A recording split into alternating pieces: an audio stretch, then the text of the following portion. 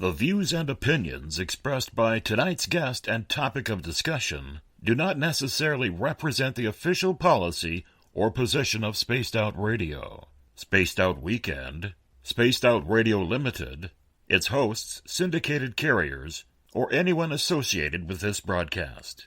Any rebroadcast, reproduction, or other use of this broadcast or podcast without the express written consent of Spaced Out Radio, Spaced Out Weekend, or Spaced Out Radio Limited is strictly prohibited. Listener discretion is advised.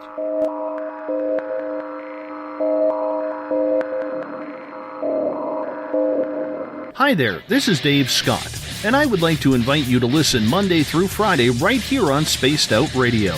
3 hours a night of the top stories with the top guests, ranging topics from UFOs to ETs, ghosts to Sasquatch, and everything in between. We are live every night, 9 p.m. Pacific, midnight Eastern. So come on in and take a listen at spacedoutradio.com. Spaced Out Radio will take you out of this world.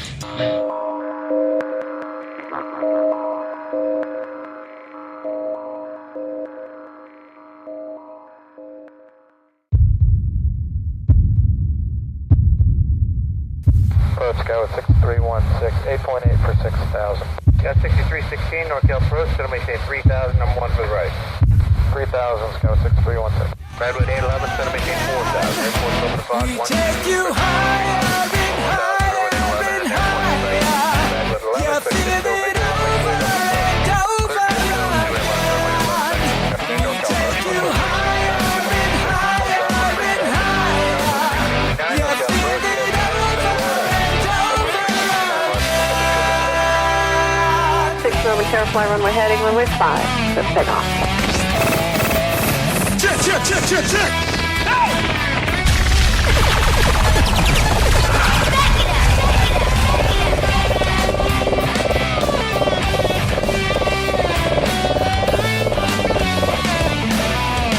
And we are ready for takeoff. Sit back, relax. It's time to travel with Cosmic Passport. Spaced Out Weekend presents Elizabeth Anglin's Cosmic Passport, a 1-hour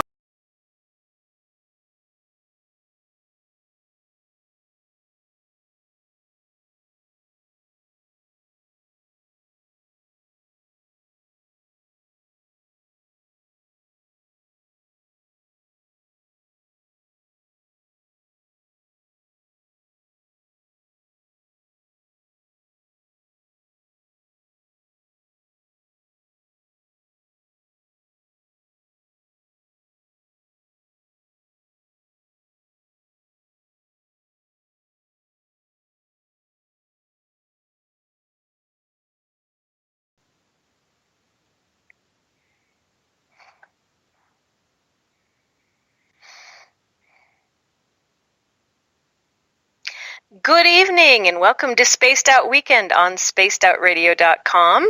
This is Elizabeth Anglin, your host of Cosmic Passport, coming to you from Uncle Jimbo's cabin, a magical cabin where magical things happen, some of those things we just can't talk about. But tonight we're going to do some magic here, and Uncle Jimbo, or James Tyson, as I like to refer to him, is going to help us out by running the boards as we take calls for animal communication.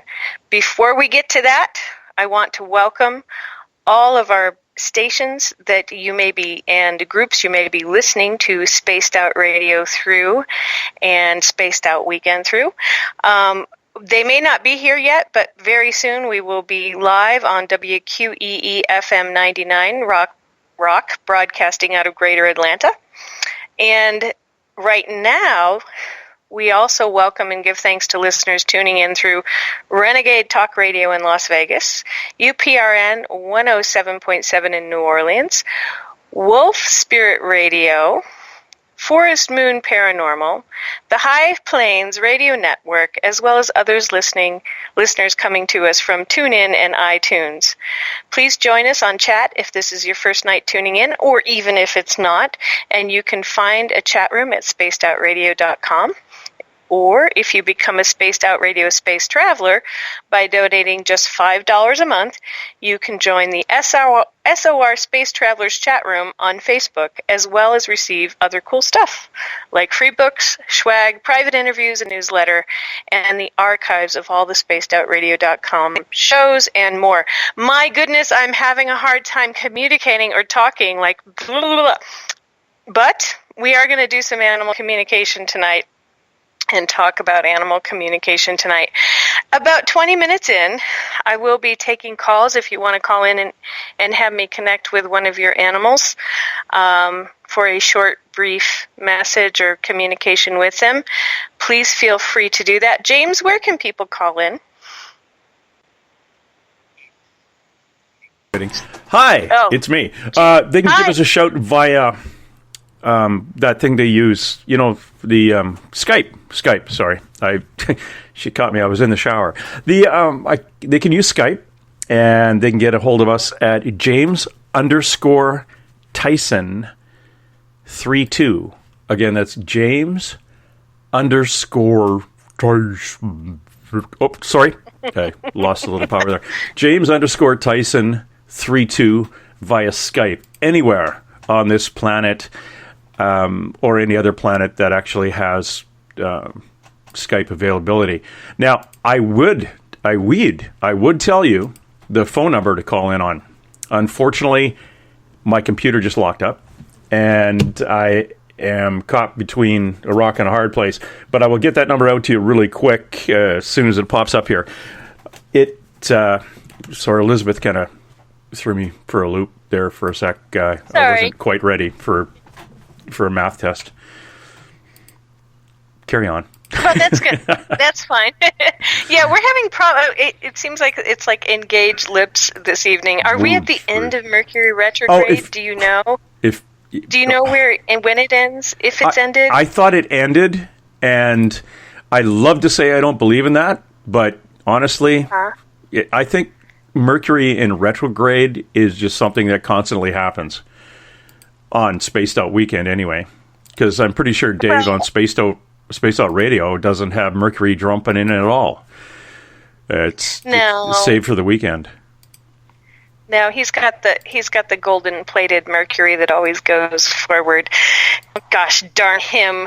Well, plus he's got his 18-year-old genius kid from NASA working on the 15 or 16 computer monitors that stack up in the studio on his side of the cabin. So it gets a little irritating when I walk in and see all his gear and his minions working. Maybe he's actually an alien, and he's actually running another project. It's funny. You actually said maybe he's an alien? We figured that out a long time ago. Yeah, exactly. I didn't think they made humans that short. Anyway, go ahead. Well, enough about Dave and his solid gold-plated Mercury that doesn't go retrograde. Let's talk about animal communication, because I had the great fortune of talking with one of our listeners this week, and I was doing a reading for him, and he turned around and did one for me, and he said, they're telling you should do more animal communication because it helps you learn about your character deficiencies. He put it in a different way.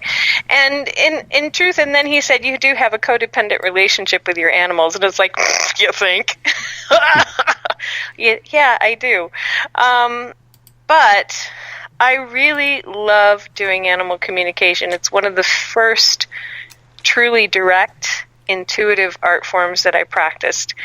And it did not require throwing coins for the I Ching, which was the very first. It did not require throwing a card or throwing cards in the tarot. It simply happened, and it was very, very easy because animals are very forthcoming, and they have a lot of energy to give, and they have a lot of love to give. Now, it can be harder for people to read for their own animals. So in my case, I did not start by reading for my own animals. And there are some pitfalls that can happen when you are trying to read for your own animals, but some people manage to avoid them.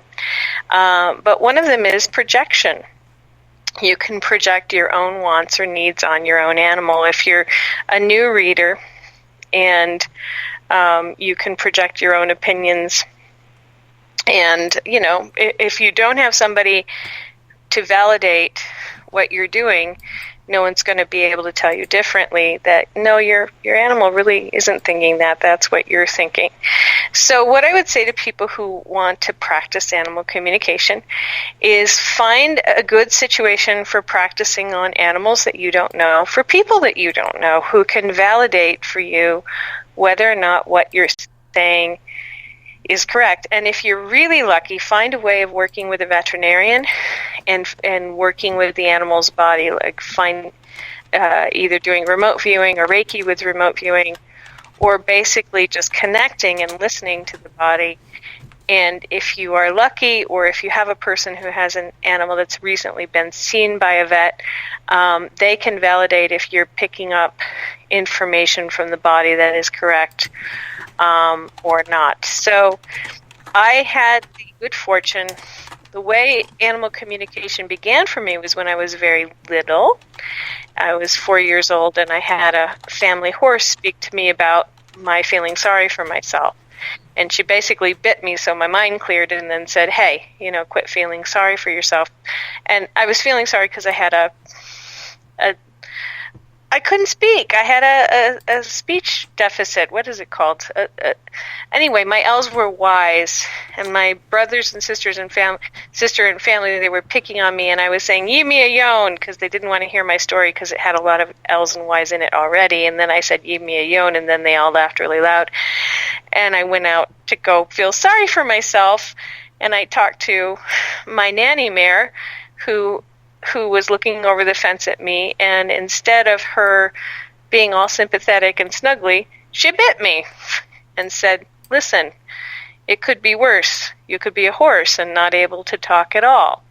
So that was my first experience of animal communication, where something those were not my thoughts. I was too little to have those thoughts, and I was too busy feeling sorry for myself to have those thoughts. And I wasn't anywhere near that wise. But I had that experience of some other being's thoughts coming into my head and, you know, basically communicating to me, hey, this is what you need to know. Quit feeling sorry for yourself. It didn't happen again until I was in my late 20s, 27, and I had just learned Reiki, and I had just learned second-degree Reiki, and I was working for a vet, and I went to go take care of his animals one day, and he had a very old dog who was blind, who was a collie with really thick fur, and he barked. His name was Wags, and he barked all the time because he was blind, and he was using bark as kind of echolocation. Well, and he barked at me a lot, but then he kept turning his rump toward me, and then I heard him in my head say, my rump, put your hands on my rump, because he had a sense that I had energy, and he wanted some, so I put my hands on his rump, and there just tons of Reiki went flying through my hands. And he stayed happily looking at me as I did 5 minutes of Reiki on his rump, and then I needed to go back to the veterinary clinic because I couldn't stay there all day. And he kept barking again, saying, no, come back, put your hands on my rump. And I could hear this voice in my head saying, but no, come back. So I told the vet that his dog needed some attention for his rump, and he was a grumpy old ex-military vet who had been involved with, you know, he was very compassionate. He was a horse vet, but he'd worked on primates before for the military, so we won't get into that. But, you know, grumpy, stern, could scare the crap out of people just being in a bad mood. And I said, well, I think Wags needs some attention for his rump when you get home. And he said, well, how do you know that? And I said, well, he just seemed to communicate that to me, that's what he wanted. And he was like, well, I don't see how you can be sure of that. He just barks. He barks all the time. That's what he does. And I said, well, it would make me feel better if you would check out if there might be something going on with his rump when you get home. So he did that when he got home late at night that night. And he found a bunch of maggots growing out of Wags' skin that he couldn't feel through the thick fur. And Wags had a skin skin infection. So he spent a lot of time doctoring his own dog that evening and had to come into work late the next day. And that was validation. Otherwise I wouldn't know. I could have walked away from that situation and said, wow, I'm imagining that dogs are talking to me. That's really interesting, isn't it? What's going on with me? But it so happened that the dog really did have an issue. So animals tend to be very honest appraisers of how they're feeling, honest appraisers of what they would like, honest appraisers of when they need help. Most animals, not all animals. You'll find some stoic ex-race horses and stoic horses. You'll find some cats who lie about who pooped outside the litter box. But those are, 1%ers or 1% of the time. Most of the time, it's really great to work with animals because they are so honest and they are so forthcoming. So, there can be times also when the communication with animals happens outside of time. And in that case, the way that communication might come to you is in a dream instead of directly as a thought or directly as words in your head. I have friends, and I've had the experience of dreaming of animals that intend to become my animals, or they have had dreams of animals intending to be their animals, or dreams of when their animal is ready to pass, their animal telling them in a dream that they're going to be ready in a week or two, and so be aware of that if you're not sure if you can communicate with your own animal, if you have a dream about an animal and you remember it, write it down. If you have a dream about your own animal where something is communicated, write it down. And then check the information to the best of your ability. So there are different ways animal communication can come about. Dreams are one, especially if they're your animal or going to be your animal. Then the other way is you can keep getting a niggling thought. I really need to take care of this for Buster. And then you forget about it. I really need to take care of this for Buster. It may be Buster asking you to do it, and you keep putting it out of your mind because you're not sure why you thought it. So pay attention to your niggling thoughts. If you keep having a random thought, I should really do this for Buster. Or Chiquita, she needs that. I should do that for Chiquita. It may very well be Chiquita or Buster asking you for something they would like to have, or asking you for something they would like to do. So pay attention to those thoughts that you might put out of your head that are short and sweet and come up at random times when you're doing something else and not focusing on your animal. Because sometimes the act of not focusing makes it easier for them to get a message through. Sometimes if you focus too hard on trying to connect with your animal, you become your own block to the situation. Like you just prevent yourself. I really want to talk to animals, but I can't. And then you know what? You can't. So another way communication can happen is if you start to get a pain in your physical body, and you might start feeling like your left knee hurts. And then you look at your dog, and your dog is limping. It looks like the left knee or the left leg isn't working. Sometimes you can mirror each other's pains, and your animals can get your pain, but you can also have your animal's pain. So pay attention if you start to feel a pain that you don't think you should have and you're not sure why you have it. Look around, look at your animals and check them out and make sure that they're okay, because sometimes they can just we're in each other's energy field, and you can directly feel their pain. They can directly feel your pain. A lot of times people have the idea that their animals don't hear them when they're thinking something, or don't know what the plans are, or don't understand what's about to happen, that they're dumb. Well, what happens is every time you imagine or visualize doing something, or you make a new plan and you imagine it or visualize it, you're sending that out as a telepathic communication to the animals that are in your energy field, and they usually hear it loudly and clearly, even if you don't think they do. You can be, afraid that you are going to do something that will upset them or make a change that will upset them, or a change in your living situation or relationship. Your animals, if they are living with you, are normally 100% very clear on your situation, because that is their situation. And they normally have, opinions about it. But if you're going to do something or change something or make a new plan, normally they hear that as soon as you think it. And if you're thinking it over multiple times, they're seeing every iteration of what you think. Visuals, when you visualize something, when you conceptualize something, when you imagine something, you're sending it out in your energy field, and they do pick it up. So those are just a few of the ways, if you have your own animals, that this can come about. If you love your animals, it's so much easier. And I think most people do love their animals, and they know that they're loved by their animals, because it's a no judgment zone. You can't really do animal communication wrong unless you're not actually doing it, unless you're just reading yourself. And I rarely meet people who are just reading themselves, but I've met a couple in 20 years.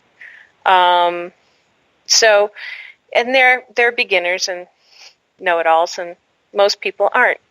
And most animals are very honest. So be aware that it can happen, but, and check yourself if you think that might be happening.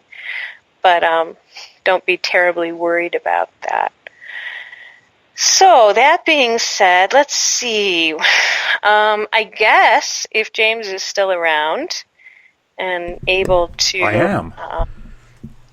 To look at the board or look and see if there are any questions, I would be happy to take questions. And I'll just give you the phone number right now, too. It's 575-694-6634. Again, that's 575-694-6634. And I've got a question from the chat room on Spreaker from Mario.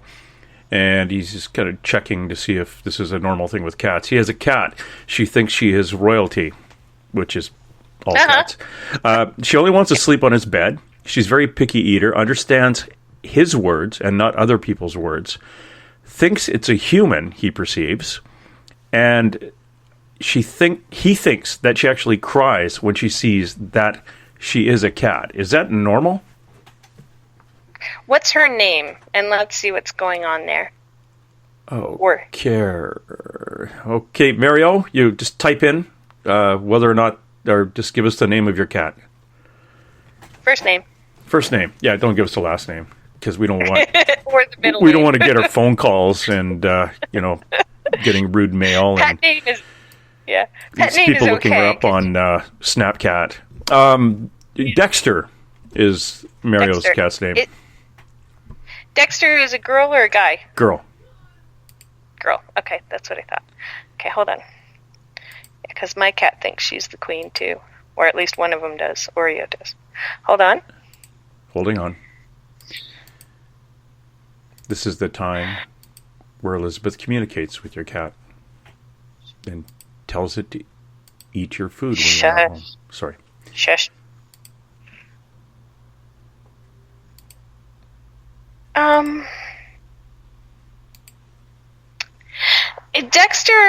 Dexter is exceedingly possessive. And Dexter knows she's a cat, but she doesn't want anyone else to get between you and her. And so, when you get the sense that Dexter looks in the mirror and is going, "Wow, God, I'm a cat, oh no," it's not like body dysmorphia, like I was supposed to be born in the body of a human and I wasn't. It's actually a sense of insecurity that someone might come between you and her.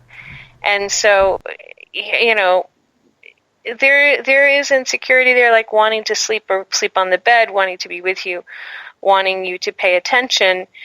there's a little bit of insecurity that somebody might come between and become more important than Dexter. And I'm not sure if you're in a relationship. I almost think, or if you're not in a relationship, but, just tell Dexter that there's no other kitty and no one else that could possibly separate the two of you. As long as that's true. Now, I'm the kind of person I would never get rid of an animal once I have them, so my animals know this. But as long as it's true, tell Dexter there's no one that will come between you. It's an insecurity. It's not a body dysmorphia. Hold on one second.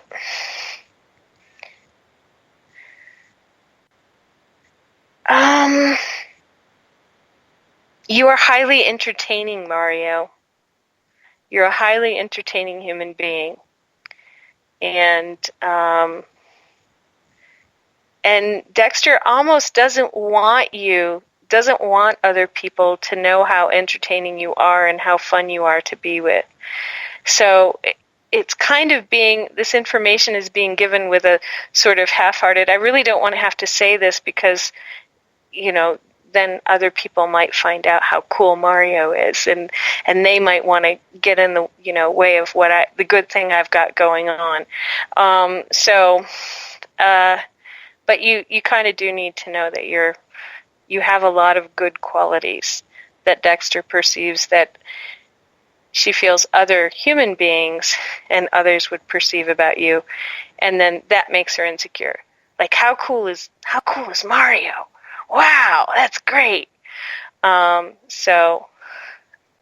I just give lots of love and lots of reassurances, and Dexter's exceedingly smart and has a good sense of humor and does laugh at the funny things that you think in your head. So know that. So Dexter can actually laugh at the things that Mario is thinking. Inside, like that's pretty funny, that's humorous, that's entertaining, yeah. Thinking and or saying that there's a sense of being entertained and enjoyment of not just Mario doing certain things, but also thinking certain things and being a certain way. So shut the front door. That's cool.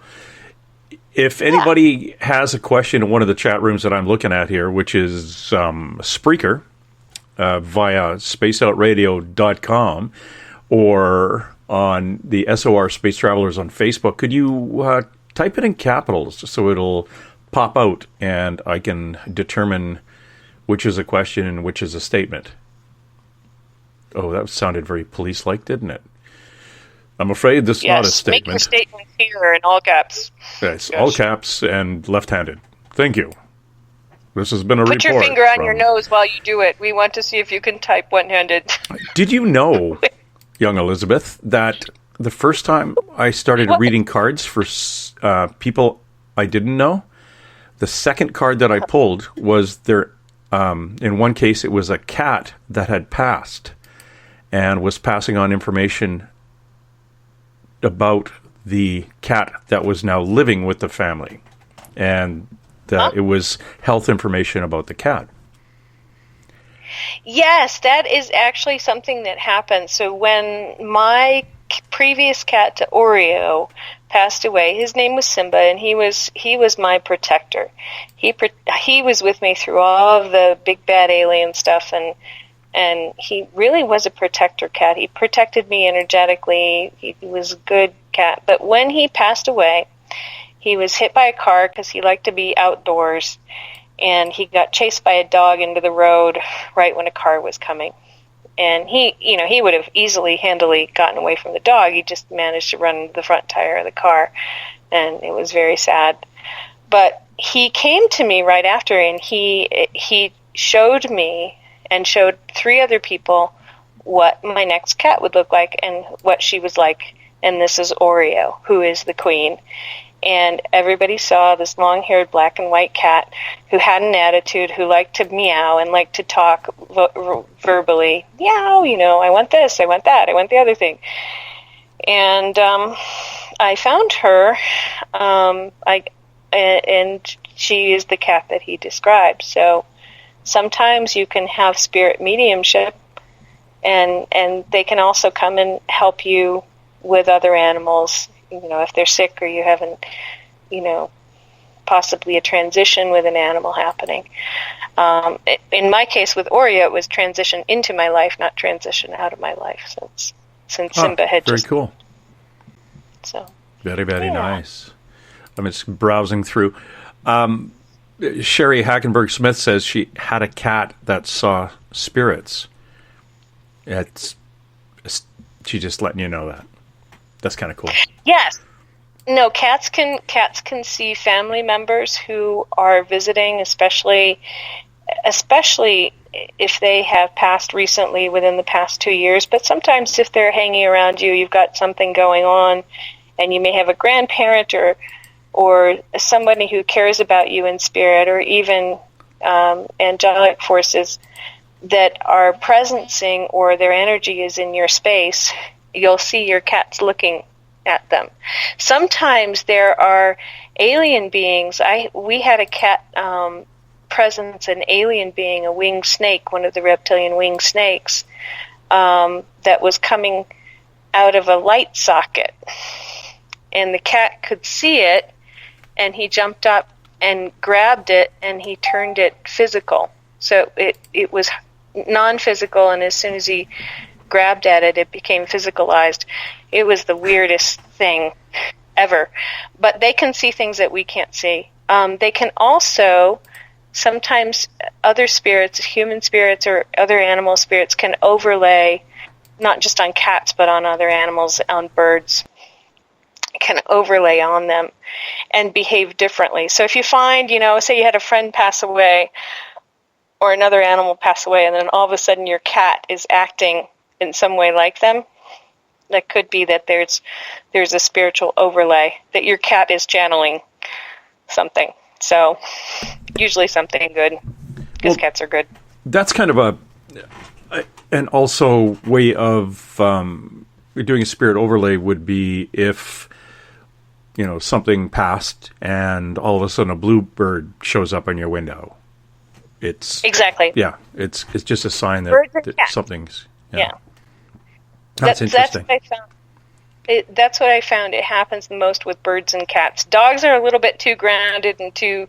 They're very much themselves. They don't spend a tremendous amount of time in the astral. I'm not sure what the thing is with birds. I think birds are just, for whatever reason, easier. But birds and cats are what I found in doing sessions. And sure there could be more, but that's it's very, very, very cool. Fascinating. Anybody have any? Yeah, fascinating. Yes. I'm looking through the. Let's see. Eric said he thinks his cat has seen a portal. That's kind of interesting. Cats could see portals. If there's an energetic change or an astral change, your cat is most likely the being in your house that you can see that is going to be aware of it. So, for example, a portal opening up in your home, a portal outside, something like that, your cat would see it. Someone coming in or someone leaving, or a ghost, an alien.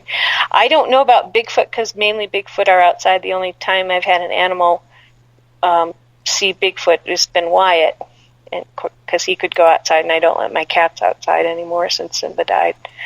But yeah, they can see things we can't see. So pay attention to your cats if you're wondering about any other paranormal stuff that's going on in your house. Oh, yeah. It's kind of creepy anyway. It's like, I'm thinking that, okay, well, my cat's going to go outside, and he's going to do what to where, and he's going to overlay on somebody.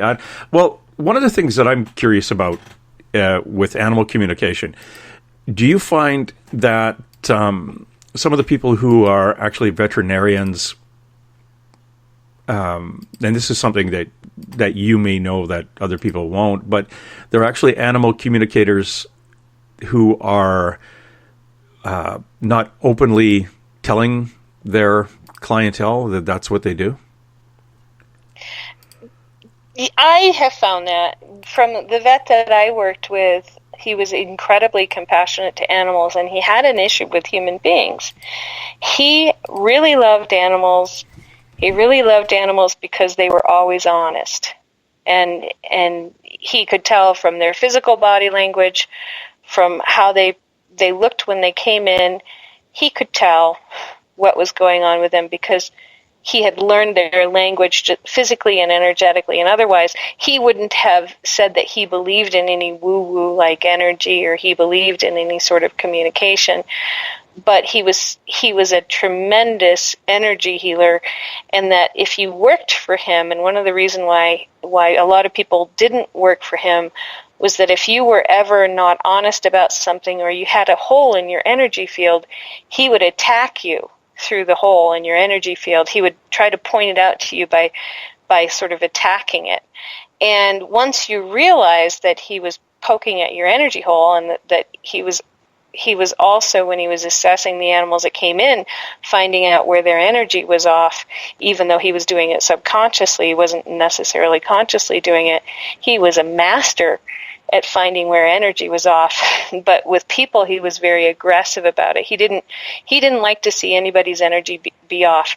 And what happened with me is that before I learned Reiki, I had a lot of energy holes, and over the first 6 weeks of doing Reiki on myself, my energy filled up. And he used to come in the morning and look at me and sort of scowl, and then sort of look at the area where my energy was off. And then as it filled up, one morning he came in and he looked at me and he went, huh, and kind of, had a puzzled look and didn't scowl and kind of shrugged his shoulders and went into his office. So it was like the first morning I ever saw him where he didn't frown at me or scowl at me and kind of grumble away. So, so in that best case, kind of guy to work for. He was. It's like, oh, my energy is good. Why? Because he's not trying to attack me first thing when he walks through the door and he doesn't know, he can't find an in. But he was, as I watched him go along, I could tell that he was assessing the animals, not just medically, he was really, really seeing them energetically and otherwise. And we all had a sense in the vet office when an animal came in ready to die and when the animal was going to be saved and going to go on and continue to live in the physical body. And when we would talk about it, he would not stop us. He would not say, that's all hoo-ha, you can't talk about that. Because we would just go, an animal would come in and we'd look at it and we'd all go, if it was the animal's time, we'd go, something's going to happen. Even if it looked like it was a minor case, we'd go, something's going to happen, this animal's not going to be here. And almost 100% of the time we were right. So that kind of thing does happen in healing with animals. And some will not admit it, others will. I've got a question here from Catherine. Her dog is attached to her hip. Like they're best friends. She goes to work, she goes. At one time, Catherine cried, and she came to comfort her. But when she got close, she got overwhelmed and started crying and whimpering until she got her distance. So what's a good way to control emotional protection on your friend? For your dog. I'll reread this. Yeah, if your friend, if your pet, in this case, Catherine's dog, comes to give you some protection, how do you protect your dog from absorbing your emotions? That is a very good question, because even if you think you've done it, a lot of times they'll still, because they love you so much and they love you so unconditionally, a lot of times they'll try to share the burden with you, and they'll try to take your emotions from you. And that's what it sounds like happened with her dog, that her dog emotionally, energetically took on what was bothering Catherine. And that is animals have free will. There will be people who will get on, and the moment I say this, they'll say, no, they don't, and that's why they're not human. But the fact of the matter is, animals have a certain amount of free will, and in relationship with others, they have a certain amount of free will. And one of the things that they do with their free will is decide if they want to help somebody, heal somebody, protect somebody, and various other things, eat the bacon off the counter. But bacon. Bacon. Yeah, don't let your dog eat the bacon off the counter. That's very bad. But if you can take care of your own energy structure, the best way to protect your animals is to keep yourself clear of emotional drama, and also clear yourself of old emotions that you don't need, and keep yourself very healthy, because whether or not you're manifesting a physical illness or an emotional distress or illness or dis-ease, if your animal really loves you, it can be their free will to take that on. And the clearer and the cleaner and the healthier you help yourself be, then you help your buddy, because they're going to be as clear and clean and feeling as good as you do, if they have decided that they are your helper, healer, and protector.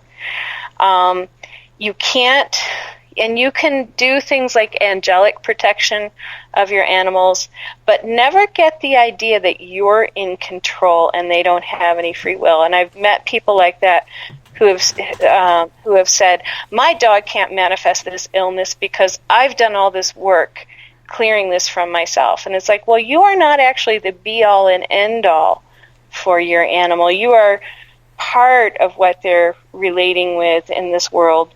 That doesn't mean you're everything. And yes, if you were to manifest an illness and they were to get something similar, it could be related. But it may be that it is their own illness and it's not yours, or it's coming from something else for them. So, while I'm saying keep yourself clear, you're not going to be the be-all and end-all. So you can do things like angelic protection, invoke Archangel Michael, Uriel, Metatron, whoever you feel most comfortable with. Or most animals have their own protector spirits. You can just call in their protector spirits to come and protect them and cleanse them and clear them. And that would be the way to do it, besides keeping yourself clear and clean. Very cool. Lisa asked a question. She would like to know why her kitties are eating duct tape, plastic, cardboard, and anything else they can peel off her walls and floors, which leads to the question, why does Lisa have cardboard and duct tape on her walls and floors? But that's for another show. That's what she was wondering, why her kitties are eating all that stuff. You know what? Cats tend to... my sense is, there might be another reason, but cats tend to need MSM, which is in grass, and anything that is grass-like or gives them the sensation that eating long grass outside would, they get attracted to, especially if they are MSM poor. That's look up capital MSM, methyl sulfonylurea something muride. But it's a sulfur compound that helps them process their food. It helps them lack inflammation. It helps them with their brain processing. It's one of the very important things, minerals or chemicals that cats need is MSM. So getting them some cat grass, and if they can't, do her cats go outside or have access to grass? I guess I should ask that question too. Yeah, I don't know, but okay. I will ask. I think she's in both of the chat rooms, so she'll probably jump up and let us know. And we'll wait here patiently. That's what I found, especially if it's multiple cats, you might want to check what food you're feeding them, whether or not they have, it has any sort of vegetable matter. But MSM there's really high concentrations of it in grass. And some cats want cat grass more than other cats, or need it more than other cats. Wow. So I did not know that. Yeah. This is kind of cool. Why do some cats like to knock things off shelves, just apparently for no reason? Bob is asking that. Well, it depends on how old they are. The other thing is it depends on whether or not they want your attention and you're not paying attention to them. Mm-hmm. It's often, in my experience, knocking things off shelves is, I tried to get your attention some other way and you totally ignored me, and so, dink, there go your glasses. If they're kittens, it's just fun. It's like, oh, gravity works. What else does it work on? Dink. So it would really depend, Bob, on whether you have kittens or older cats. And if your cats are running the household like mine do, it's mainly Oreo. If I ignore her lately, as she gets older and wants more attention, she is always knocking things off the table and off the shelf. And I can tell. Yeah, that's when you... Have you seen that, I think it's a YouTube video of a cat barking? And no. It's up on a garage door, and it's just going bark, like a little barking sound, over and and over again. And then when it turns around and sees the owners there, it turns the bark sound into a meow. Mm-hmm. We're allowed to shoot cats like that, right, Art? I'm not sure, but that's just my own feeling. No, some cats actually naturally have a bark. Oh, they do? Siamese cats have a barking meow. Those little weasels. Some of them. Those little darn weasels. I'm a dog person myself, primarily because they eat cats. And, no, I'm kidding. They just chase them. They don't. Not if you keep them fed. Yeah, my cat's been grooming my dog lately. Bella has been grooming Wyatt lately, and he's very patient. He hasn't eaten her for, She's not grooming him, she's tasting him. She's wondering, which part am I going to eat first when you die? Evil little stinkers. No, she wouldn't do that. Do you communicate with your cat, like, because you do animal communication, Elizabeth, do you constantly, is it like living in a house with a bunch of humans where it's, no, you do the dishes today, or is there a back and forth during the day? Well, yeah, there's a back and forth, but I actually talk to them. I mean, I talk out loud to them. And I do this with my horses too, and I always have. I talk out loud, and some people will get really annoyed saying, like, you upset your horse when you tell him everything that is about to happen. And it's like, no, I don't upset them. I'm thinking, when I'm talking of the thing I'm talking about, and I'm visualizing it in my head because I'm a very visual person. And so then they can see. So I'm actually actively talking because there isn't anybody else around. So usually there can be, but I still talk to my animals. They don't tend to talk back too much. Oreo does. Yeah, Wyatt does. Give me the rest of your steak. But usually he'll bark for it, and Oreo will meow, and so. But no, if you're going to have an animal communication, it usually should be, do you want to do a body scan on the animal to make sure that, everything that a vet can't see, you've got it covered by viewing it energetically. If there is a change in behavior, you may want to ask the animal's guides, do a body scan, and then ask the animal's protectors and guides, hey, what's up with this change in behavior? Is there something I need to go to the vet about, or is there something that I can do to change it, or is it's something about a change in my life? When you have an issue, that's a good time to see an animal communicator. But if you guys are just all hanging out together, you're communicating much more on an unconscious level than you probably realize you are. Sherry just met something in the Spreaker, or the Space Out Radio chat room here on Spreaker. She had some Siamese cats, but she has guinea pigs, and it just reminded me of, we have a guinea pig that will try to trick everybody who walks into the room is like a new person to prey on, to feed her. And she talks. She's a squeaky little purring, making pigeon sounds. Yeah, it's just crazy.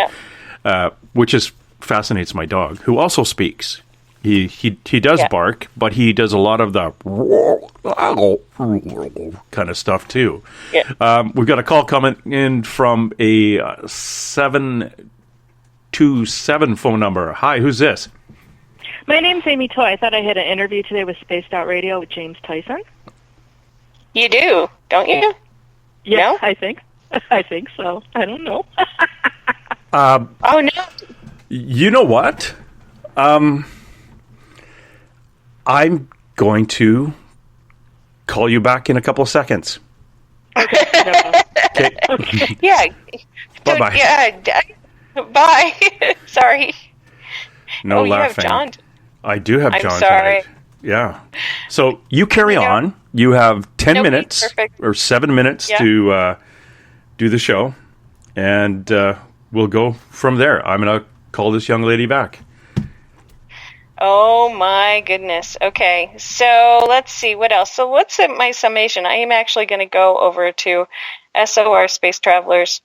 Hey, you guys, I'm not on spacedoutradio.com, but if you're in SOR Space Travelers, oh, look, Bob Davis. My cat will go behind my bedroom door, stare at a blank wall, and caterwaul. What's up with that? I will look at Bob's cat. I hope I have the right one. If you can type in her name, that would be helpful.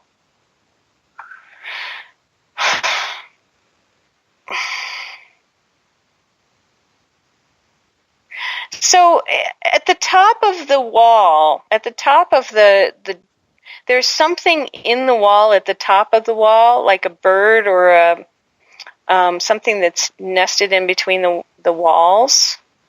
And something up at I don't know if your bedroom is in the level near your roof, but I've got that something has crept in there, and your cat would really like to get it for you. Like, get it and make it be dead. So it's not something paranormal. It's actually something that has crawled into your wall that only she can hear. It's either a bird or a small animal or a small squirrel or bat or something like that. So she is sensing that there is a critter up there, and I really want that critter. And that's what she says that's about. Bob Davis. And so you might want to check out the outside, or if there's a certain section of that wall that has a space where a critter could get in there, because that's what she's sensing. Critter. I want the critter. I want to make the critter dead. So, and that's, you gotta love that. Cats are very honest about that. There are critters in the world, and some of those critters need to, they're prey. Does anybody else in SOR Space Travelers have a question? If you do, write it down. Wow, I spent a lot of time talking about cats, but I actually like to read for horses very much, and dogs, and I tend to do a lot of dog readings and quite a few horse readings. I used to do mainly horse readings. If you are thinking about becoming an animal communicator or thinking about becoming an intuitive, I suggest animal communication as a practice to learn, because especially if you're doing any sort of body scans, learning how to communicate with the physical body, animals can help you with that, because they will so easily show you what's up with them that they will actually try to help you, because they don't have words to say, and they don't have words to talk. And one of the things that can happen with people is that we can be, and maybe Bill Cardwell can use this later, we can be obsequious, where we don't really, obsequious and obtuse, and we don't really, we leave it open, and we don't really want to be specific about what's happening with us, because we may either be in denial about it, or we don't want to share it, or we have some feeling of subjects being taboo. Animals don't. Generally they want to survive, they want to thrive, they want to be healthy. Their wants and needs are basic and non-neurotic. And so if you're doing any sort of intuitive work, they're wonderful subjects, especially if you don't know them and don't know their owners, because they will be very open and forthcoming with what's going on with them. And let's see, what else can I tell you? There are times for a lot of the paranormal people, the paranormal investigators, if you get heavy energy of ghost activity or unhappy spirit activity, you may find that animals don't want to spend any time in those places.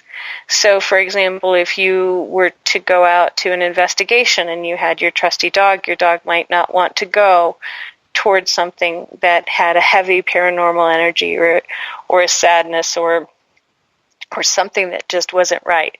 So they can often be indicators in the house that there is an unhappy ghost, or there is some kind of portal that's opened up that isn't positive, and they would not necessarily want to go in that area anymore.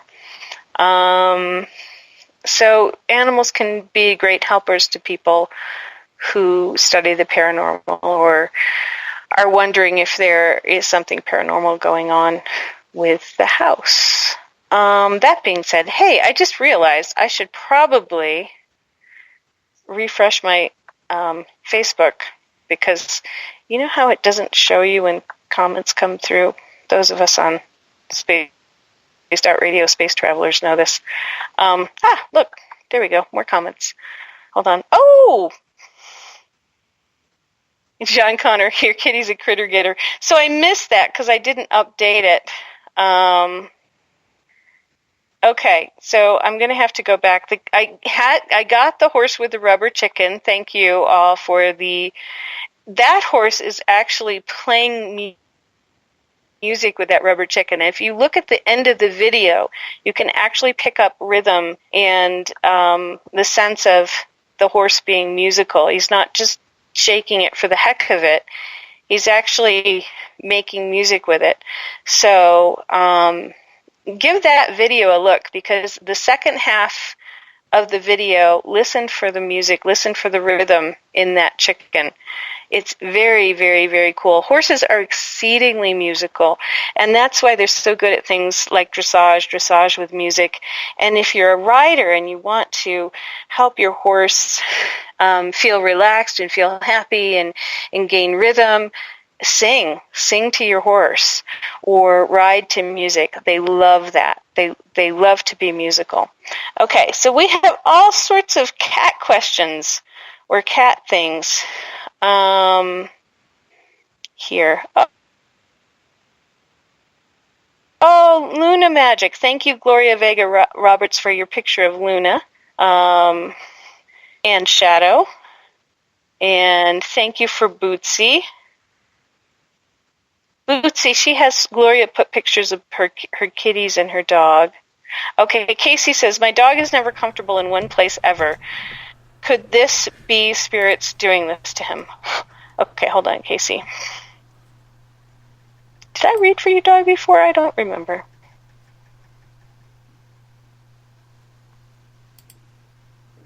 Well, see, now I want to put my dog's picture up there just because.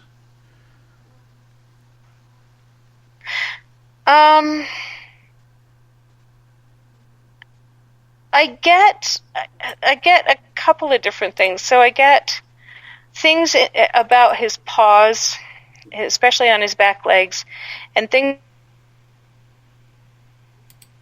about his lower digestive tract. That there's something going on in his lower digestive tract and something with his paws, like he's not comfortable on, especially I guess it feels like the back left. Hold on. And check out his lower digestive tract. Something's going on in there.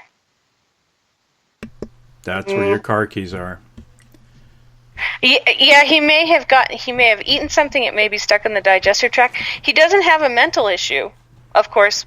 Casey, why would your dog have a mental issue? Come on, it's definitely physical, and it's on the rear legs and lower digestive tract toward the inside of the tummy. Like if you pet the tummy just above where the left lower leg comes in and rub him there, it feels like you may move things along, or something has happened in there with the lower digestive tract. And also, are his paws, I'm wondering if they're inflamed in some way and if they're cracked. So take a look at his paws and his nails. But there's something going on with his digestion and with the back paws. But he didn't seem to have any mental stuff, so yeah. Okay. Elizabeth, it's that time, isn't it? It is, yes. And I want to tell you, I wouldn't mind if would you do this one more time, because Sure. I've got a lot of questions. I've got some from the other chat room, which I bailed from. Dawn wanted some more questions. Shar wanted to talk about her horse, but obviously we can't get that done because we got to go and bring John in. But I'd like to thank you for coming on. And if they actually want to send you emails and talk about this stuff after, where can they send them? info@elizabethanglin.com will work, and you can check me out on my website, elizabethanglin.com. And I'll come back in a couple of weeks and we'll do another one. So Excellent. Don't be strangers. Come back. Oh, they're Thanks, guys. about as strange as you can get. Thanks, Elizabeth. I know. Good night, and we'll be back with John DeSouza right after this.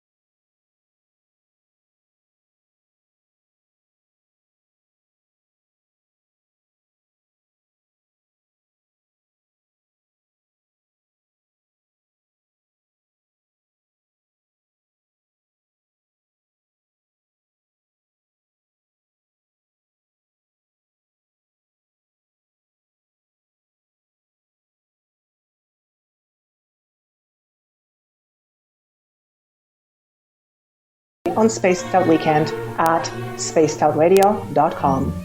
Looking for news beyond the mainstream news? Head to spacedoutradio.com and check out the SOR Spacewire. This is Spaced Out Radio's Eric Markham, news director for the SOR Spacewire. Daily, I will bring you intriguing stories and outlandish reports from what's going on around the world. UFO sightings, paranormal activity, conspiracies, alternative health, and so much more. And if you have news, email me at news@spacedoutradio.com.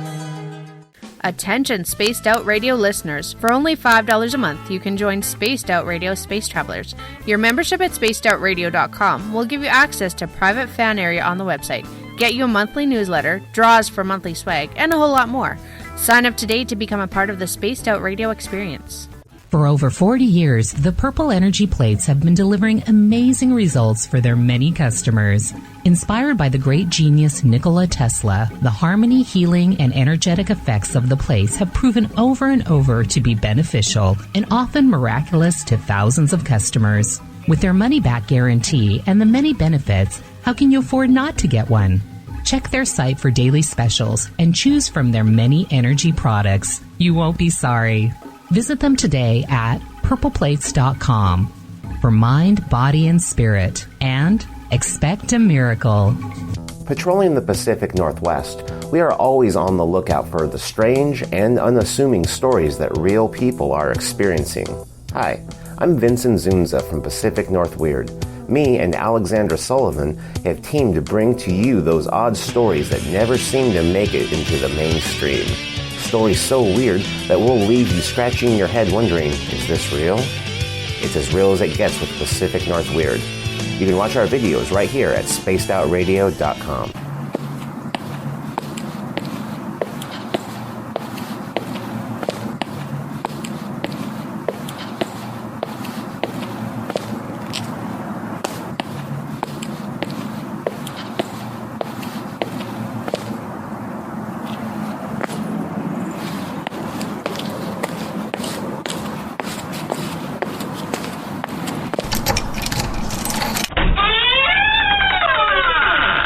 It's time to go live on Spaced Out Weekend.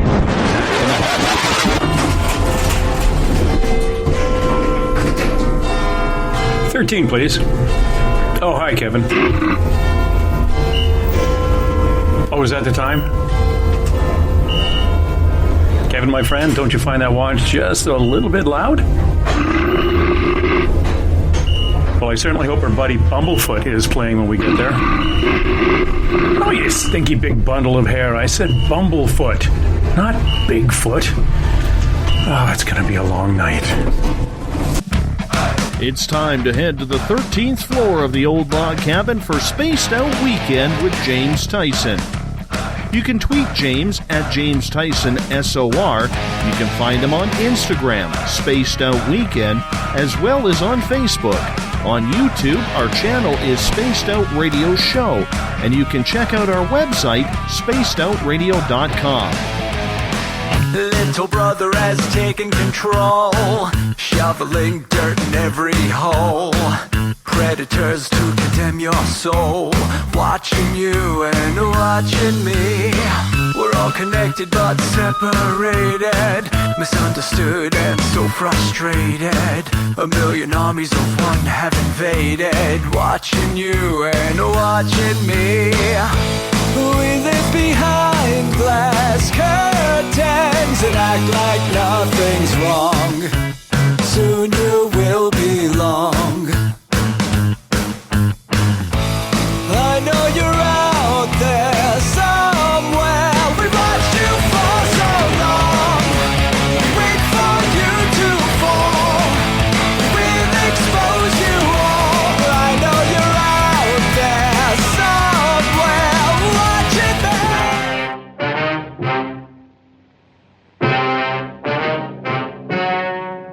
Ladies and gentlemen, the story you are about to see is true. The names have been changed to protect the innocent.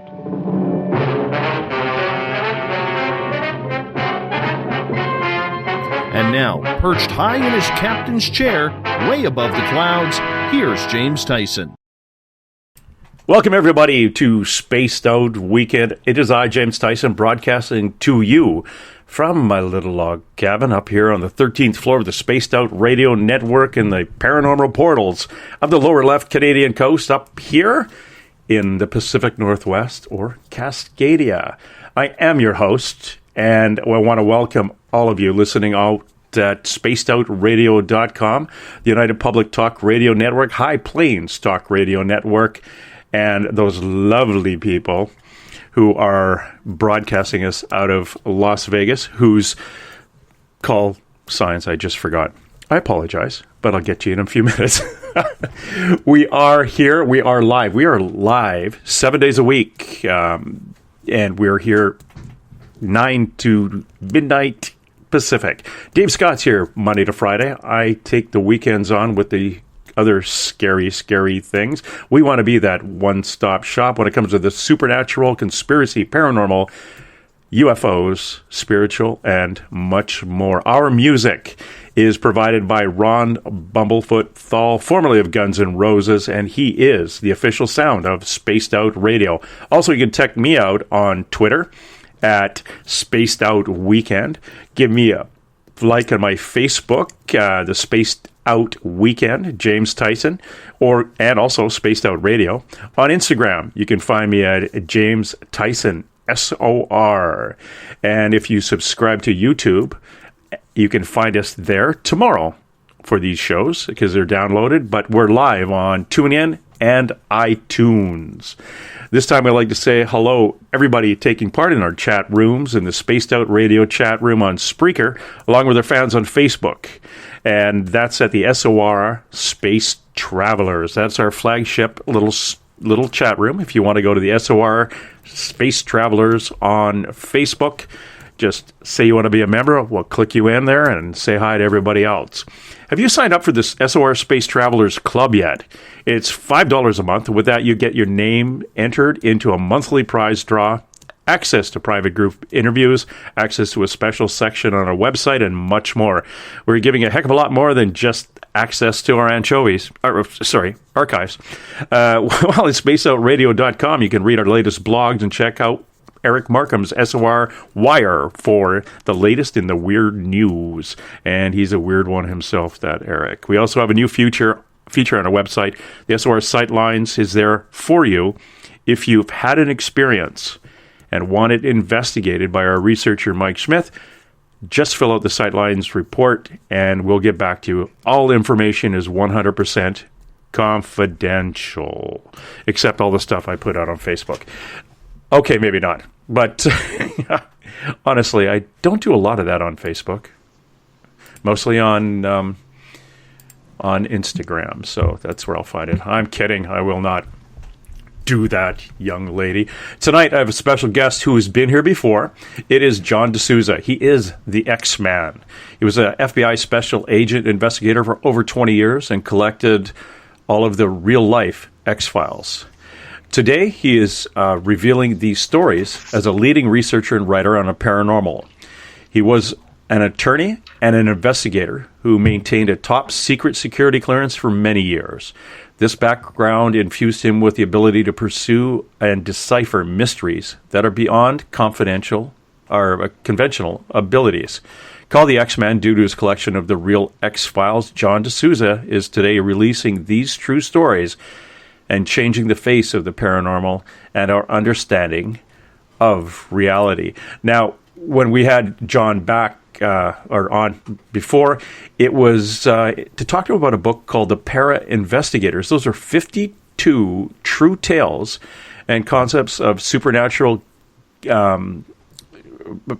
concepts of the supernaturally gifted investigators. Now, these guys are mostly, I think these are all peace officers, police, government employees who had, during the course of their duties, bumped into something that was a little bit on the paranormal or supernatural side. And of course, because we all, no matter where you work, you want to go for coffee with the group and the team and sit at the big kids table. So you probably don't mention this stuff out loud to your buddies. So it's time when they retire or move on that you can actually come out and talk about this stuff. And with John's experience and his background, it's safe. It was safe to come and talk to John about that, and that was his first book. The book that I want to talk about right now, The Extra Dimensionals. It's a nonfiction paranormal. It's the only kind of paranormal stuff I read is the nonfiction. The Extra Dimensionals is the stark revelation of where alien visitors are actually coming from and where they are returning. Understanding extra-dimensionality is the way to unfold the truth of the paranormal, the spiritual, and even the physical world. The extra-dimensionals have been with us since time immemorial. Yet only those with open minds and a clear heart will begin to decipher that which has been intentionally hidden from humanity for so long. At the very center of all these truths is the crux of the matter, the truth of extra-dimensionality, which is something that I'm very, very fascinated about because one of our psychics, Joanna, has been bumping into interdimensional beings, and this is something that has been getting a little more or coming a little bit more to the forefront in the last little while. So here he is. John, welcome back to Spaced Out Weekend. Oh, thank you, James. Thank you so much. It is so great to be here with you today again with Spaced Out Weekend, and it is wonderful to be here. For those who don't For those who may not know, I am John DeSouza. I was a special agent with the FBI for over 20 years. During that time, I collected what I like to call the real X-Files, and I share those with people like I do now in my book, The Extra Dimensionals. And so, yeah, this is stuff that is very, very important, and I like to tell people, James, that I am here to suggest the unthinkable. That many of the assumptions and things we have taken for granted in ufology for the last 50 years have been completely, utterly wrong. And my book is here to back up that assertion and to lay down my case for a lot of the things that we believe in ufology being absolutely untrue. And so that's what the Extra Dimensionals is all about. And that's what I go over. I go over a lot of the classic cases that people know about. Some of the cases such as Rendlesham forest invasion, the Betty and Barney Hill abduction, the Travis Walton incident. I go over a lot of the Billy Myers, a lot of the classic cases. I also go over some cases that no one has heard of before, and go over other incidents that have happened throughout history that have helped to increase our understanding of what extra-dimensional alien visitors really are, what they represent, and what their agenda is. So that's what I go into. That's fascinating. And if our listener wants to check out his website, John DeSouza's website is johntamabooks.com. That's John, T-A-M-A, books.com. And, you know, John, I look at this and I see, okay, you must be a government employee. You've got a mission statement on your website. So that's a clue. As a police investigator, that's a clue that this guy knows what he's doing. Let's go back a little bit. The last time we spoke, you were talking about kind of bringing light or shining light on the incidents that,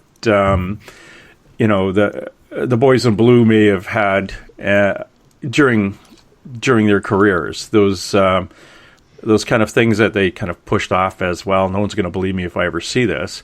And you collected those stories. How did you go from there to get into the extra-dimensional ufology side of things? Well, even in my previous book, The Para Investigators, there were incidents there that had to do with UFOs and alien visitors. And it seems like it's a phenomenon that it's not diminishing. It's real. It's getting bigger, and it's getting more and more sporadic. It's something that occurs more often across the planet. I've been doing some work with the National MUFON office and looking at some of their materials. They have about 3,000 UFO reports that come in through National MUFON from around the world every month. So that's 3,000 reports that actually are completed and turned in from people all over the world every single month. That's an enormous number when you think of probably the ones that aren't being reported as well, the ones that never really make it to the reporting stage. So this is a phenomenon that's just, I've seen that it's everywhere. And even in the paranormal community, in other areas, it seems to pervade everywhere. There's people who have had those experiences, people who are abductees, people who are contactees, people who are observers, even people who are outreachers looking for contact with alien visitors. And sometimes it's hard for people to understand what's the fascination. And the fascination is this. These incidents have been going on for thousands of years. In my book, I open up with one of the examples of Alexander the Great. When he was just starting out, there's a record. There's a good historical record that he attacked the city of Tyre. Was one of the first big conquests that he had, and there was a recording that during his attack on the siege on the city of Tyre, there were shining shields that showed up in the sky which attacked with lights that were shot at Alexander's troops for a period of time, and really freaked them out more really than the damage that the lights did. These beams, where we assume that there's some kind of lasers, and then after a little while, these shining shields in the sky, as they were described, changed direction and went against the city of Tyre, which was locked up tight against the siege, and basically destroyed the city of Tyre and helped Alexander's troops do their first really great conquest on their way to basically world domination. So these experiences and these things, these stories, have been with us as fact and recorded in factual history for a very long time, and we also know about the UFOs have been recorded in famous paintings from antiquity. I mean, that's amazing. Like little clues left in these classic paintings that go back to medieval times and Renaissance times. It's amazing the stuff that has been left all over our culture from these alien visitors that really. It's not mythology. It's not legend. I mean, it's there. It's etched. And it's real. It's recorded in our history. It's recorded from reliable sources and from reliable witnesses as well. So this stuff is everywhere. And I noticed that as I was studying the paranormal and going through and collecting these areas, these stories in other areas of the paranormal. As I was collecting what I call my X-File stories, I noticed that the theme of alien visitors just seeps into everything, and it is everywhere, and people are fascinated by it. It's amazing. Oh yeah, there's a number of things that have been coming up that I've noticed, and you know that I do interview psychics from all over the world, mostly psychic investigators who work for law enforcement throughout Great Britain and North America. I've talked to them, and over the last 2 years, they're spirit guides who give them the information that Joe Public and Joe Sixpack is asking for, have been replaced by extraterrestrials. They won't. A lot of them haven't come out and said it until I've asked them, and there's that pause, and they have. And Joanna has one named Rob that we get lots of good info on about all sorts of backgrounds. And now I'm wondering, from your investigations and the people you've talked to, I wonder if there has been a shift that you can see coming. It's why, has enough people on the planet kind of been comfortable now with that whole, there's life after death, so let's move to the next level here. There is definitely a tremendous shift coming, and I was hoping that you would ask me where did I get the actual name of the extra dimensionals for my book. I was hoping that question would come. You wait and I'll ask you. Okay. Where did you get that name, extra dimensionals, for your book? Oh, I'm so glad you asked that, because it leads into a point that goes directly to what you just said. The opening of my book is there's a chapter called A Call That Shook the Planet. And most people in paranormal, this is one of the most famous phone calls that ever occurred on the planet. And you may know what this is. Late in the fall of 1997, there was a national radio show that decided it was going to have a show on Area 51. People were very curious about it, and they decided that that would be an interesting topic for discussion. So the well-known national radio host cleared the lines, and he said, okay, anybody who has any connection or has worked at Area 51 in southern Nevada, which is the well-known the secret, well-known secret, but supposedly secret air base that's for experimental purposes, supposedly in somewhere in southern Nevada. And so he cleared the lines, and there were a lot of calls. It was late night, show, and a lot of the calls were just kind of vague. Yeah, I know I have an uncle who knew somebody, who had a friend, who met somebody on an elevator that once said they worked in Area 51. There was a lot of calls like that, and it really looked like the segment was kind of a bust because there was nothing really solid or anything you could really sink your teeth into that was uncovered. And that's kind of how the whole night just kind of went. Very uninteresting. Then something happened. A call got through on the air from a young man who was very panicky. And to this day, you can search this on public databases under the name Panicky Area 51 Caller.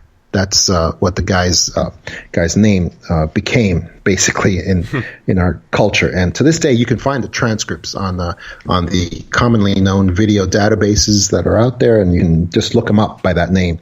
And he called, and he said that he was on the run. He had been working at Area 51, and he was trying to get away from some pursuers, and he sounded very desperate and very scared. He was calling from a payphone, supposedly. Supposedly, he was calling from a payphone. He said he couldn't stay on very long because they were going to triangulate on his position soon. Now, putting aside that technology didn't really exist yet at that point, in 1997. At least it wasn't well known at all. It was commonly known today, but not at that time. Putting that aside, the host told the young man, please, I know you sound scared, but please get out what you're saying, and do you work at Area 51? Tell us whatever you can. Well, the young man began to blather and just spout out that the alien visitors are here, and they are not what they are pretending to be. They are something very, very different. He said that a precursor of our space program went out into space and picked up some alien visitors like the way you would pick up a fungus or a bacteria. And they infected this space crew and were transported back to the Pentagon and ultimately to Area 51 as well. And they infected he made it sound like they took over human hosts and became the human hosts throughout the Pentagon and throughout Area 51, and that they are now in contact with the global powers the global actors that actually tell the nations what to do, and that they are telling the global powers that great catastrophes are coming to the Earth, tremendous catastrophes, and they are giving them the maps of where they could be moving people right now if they wanted to save the majority of the population. And that information is not being turned over to the people of the nations because the global overlords do want depopulation, and they do want the majority of people to be destroyed. And then he talked about the alien visitors themselves. He said they are not physical. They are not real in the way that we are real. And his final words were, they are extra dimensionals. And then the line was cut. The satellite feed went dead. The analog feed went dead. And the transmissions, all the boards went blank, and everything went down. And the host was basically, there was nothing but dead air. Nothing but dead air went out. And this is a huge national show that actually was heard in other countries as well. And everything, this failure of transmission that occurred was staggering in terms of the amount of power it would have taken to actually knock this show completely off the air. And later on, the host was heard coming back on the air, and he didn't have any clue of any of what that panicky Area 51 caller, and like I said, anybody to this day can look up the transcript. All you got to do is Google panicky Area 51 caller, and you can hear the phone. You can hear the call. It's still preserved out there. And basically, like I said, the host was very upset, and very perturbed by what happened. He didn't know if any of the call got out. He was heard later on, back on the air a while later, with a caller who was trying to explain to him, yeah, most of the call got out, but it got cut at some point, and he was very upset. Later on, the host was able to get some out-of-work actor who came on. And okay, well, first I have to tell you, the impact of that call went all around the world in just a matter of days. The host came under tremendous pressure to reveal if that was a scam, if it was a fraud, if the call was real or not. People were frightened. They were frightened by this call and what the things that the caller had to say. And so the host of the show came under tremendous scrutiny. He was not happy at all. And he also couldn't get away from the topic. If he tried to change subsequent shows, he tried to change the subject, he tried to do a new thing, he couldn't get away. Callers just kept on hammering at him. People kept hammering at him. It was a nightmare for the host because people demanded to know, people from all over demanded to know if that call was real or if it was a put on or what the story was. And so that was the call that shook the planet.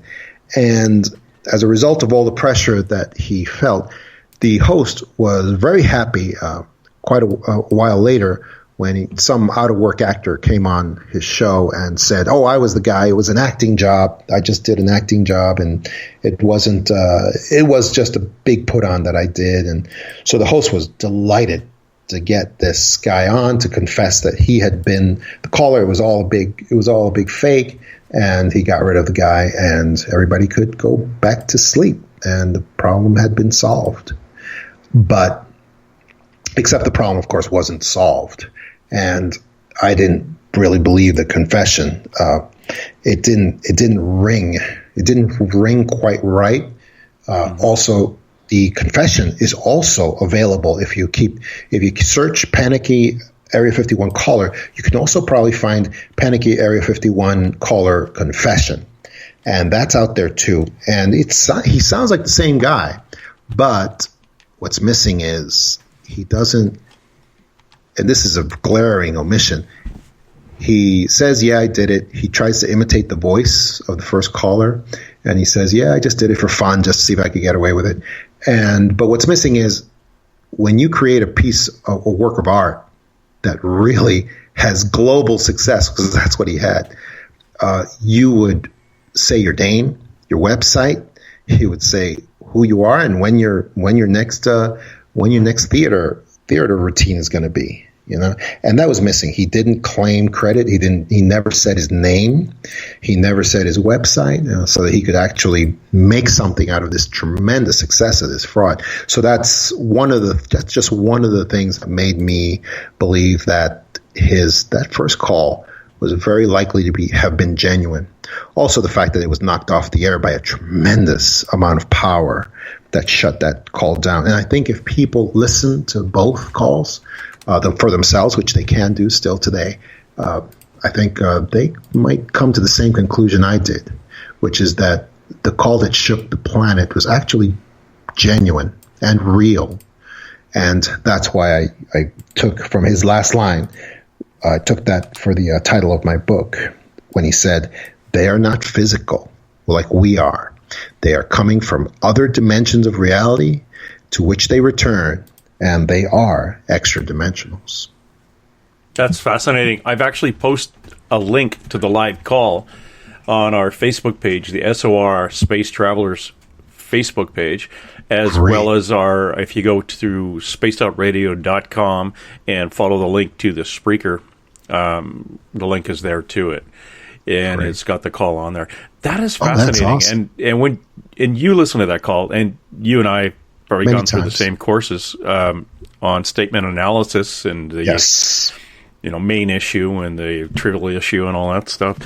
But when I haven't heard this, so I will be listening to it with my investigator hat on, and I too will kind of be going through this, wondering exactly what this guy was panicking about.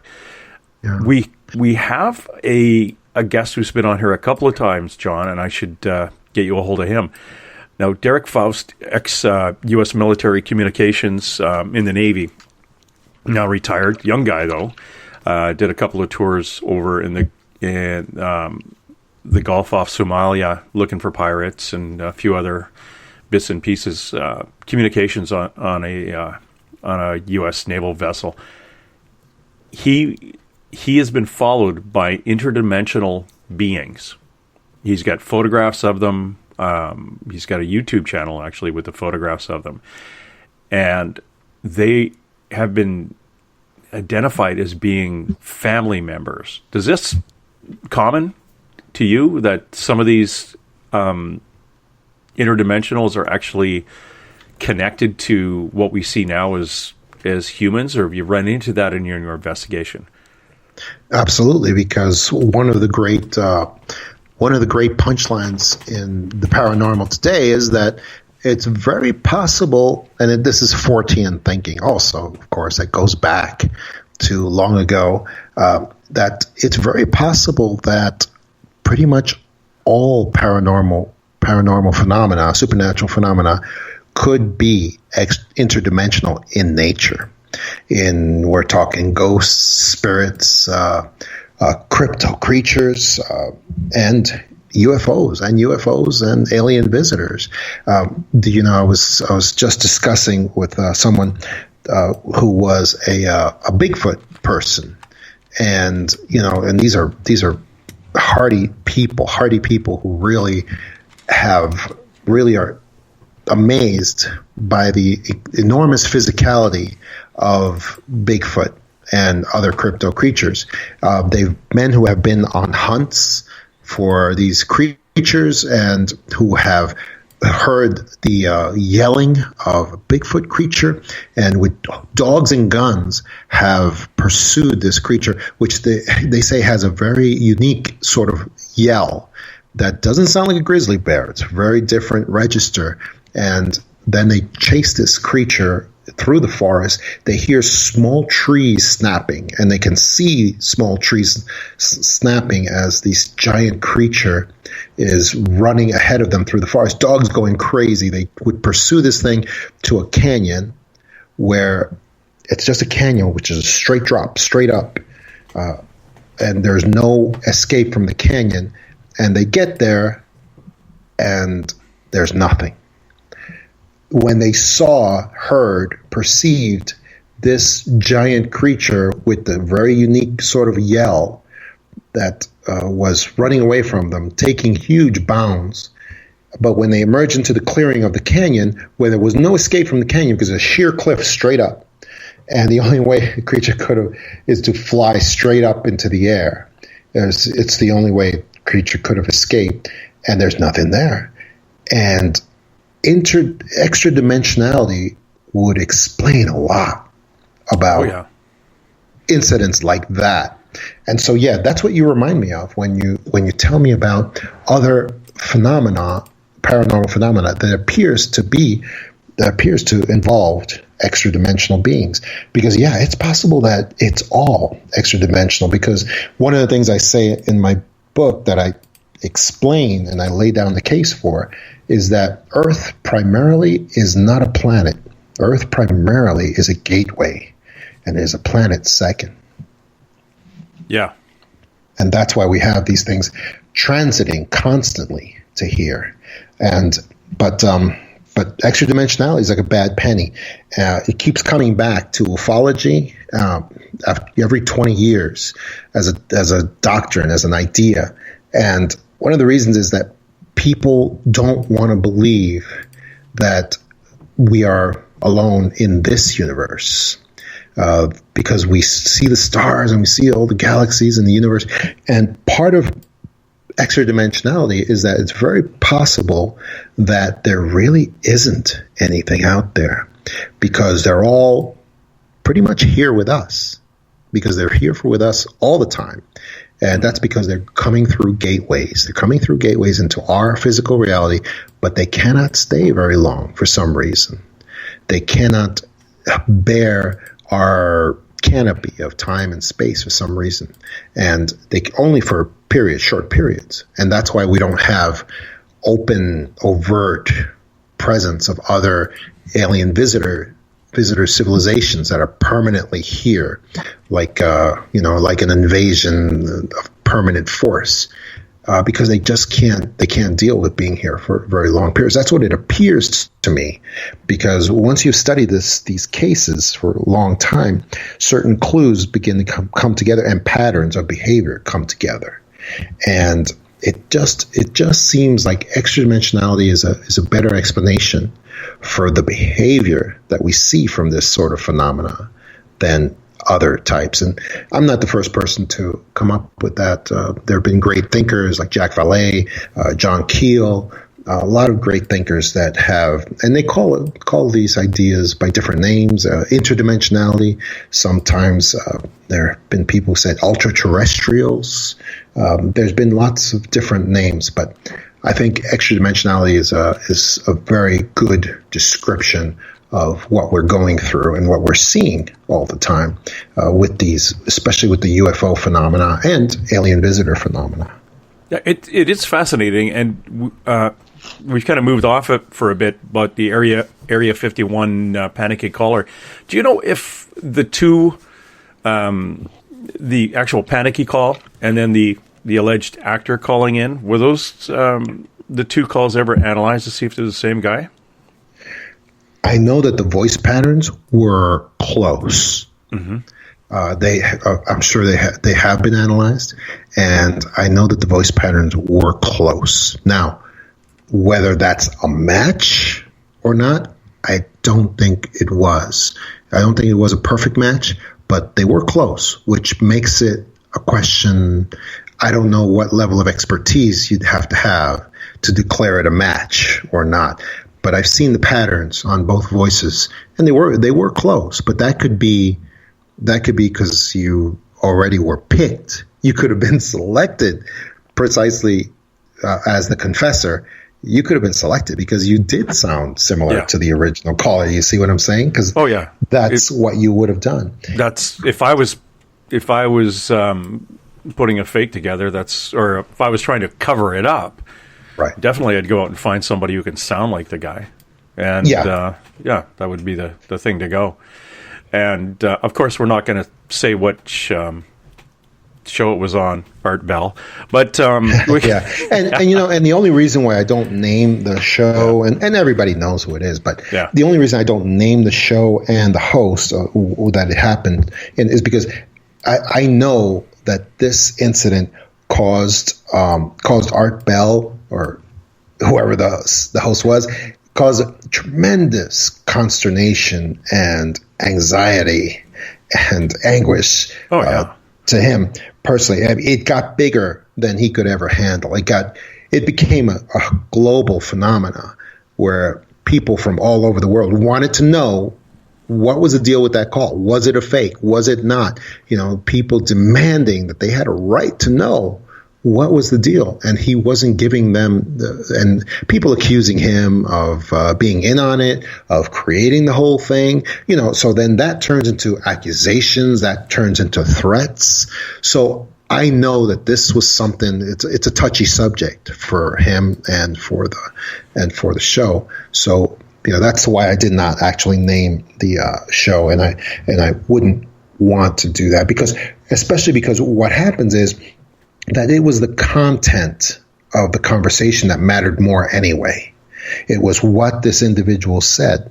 And the reason also is because even if you have a perfect voice spectral match on both guys, and this guy was trying to create a fraud, there's the syndrome. I believe that the syndrome of the true seance applies to this situation.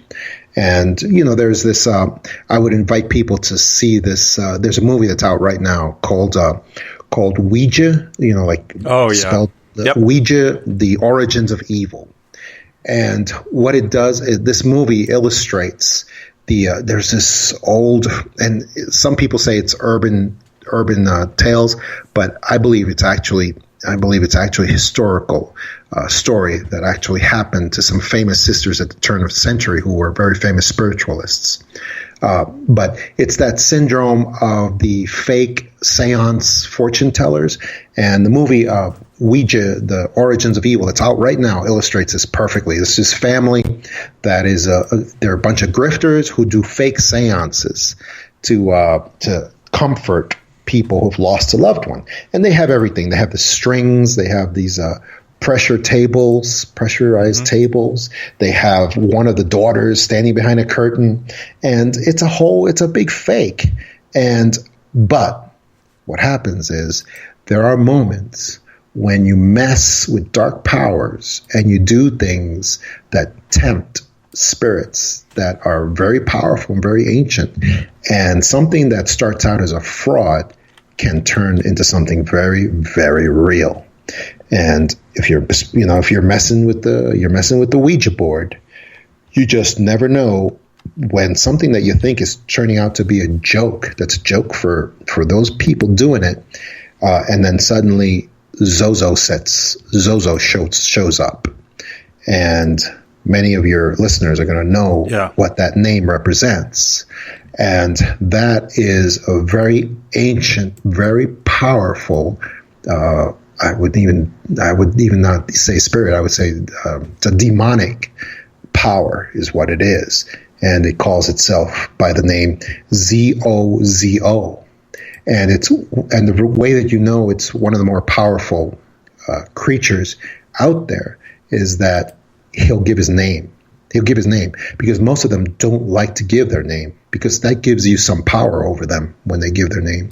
So, like I said, something that starts out sometimes as being a fraud can tap into something that we can't see or touch, and it becomes a reality on a level that nobody ever dreamed of.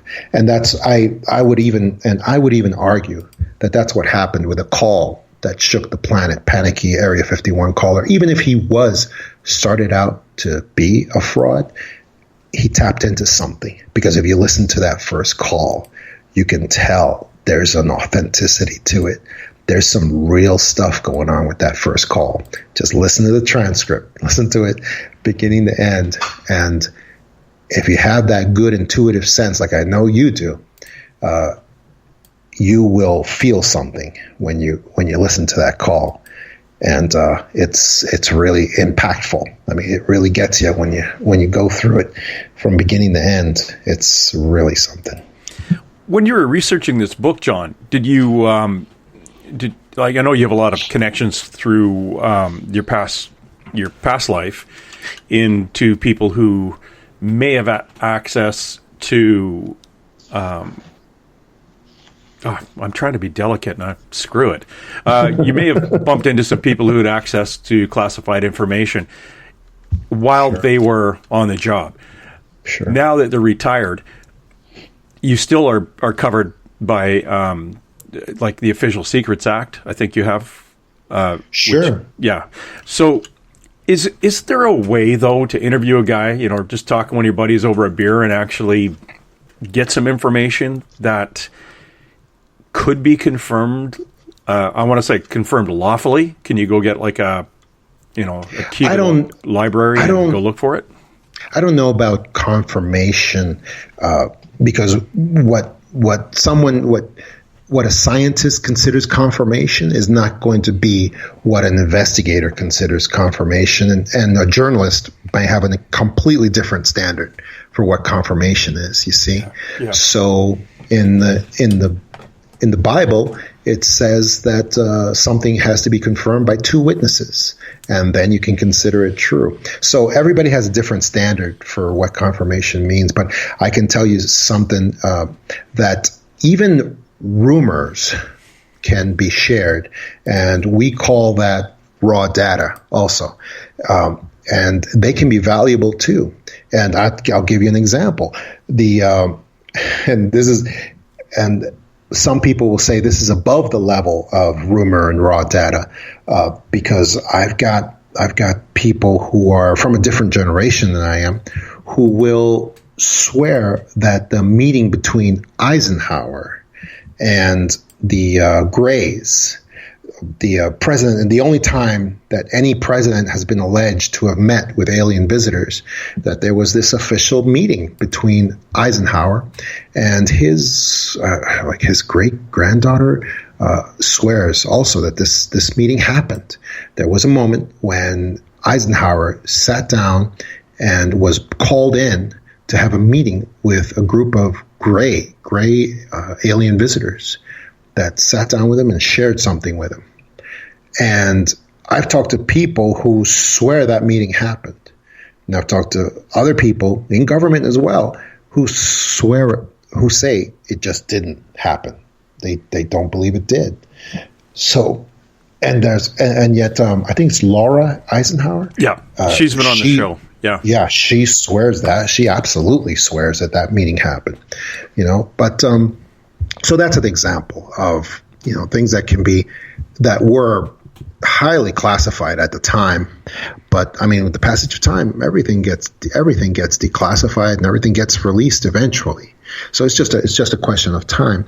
And with that particular meeting that supposedly occurred, I don't know. I have my doubts about it, particularly because Eisenhower was the one who, at the end of his term, gave the speech.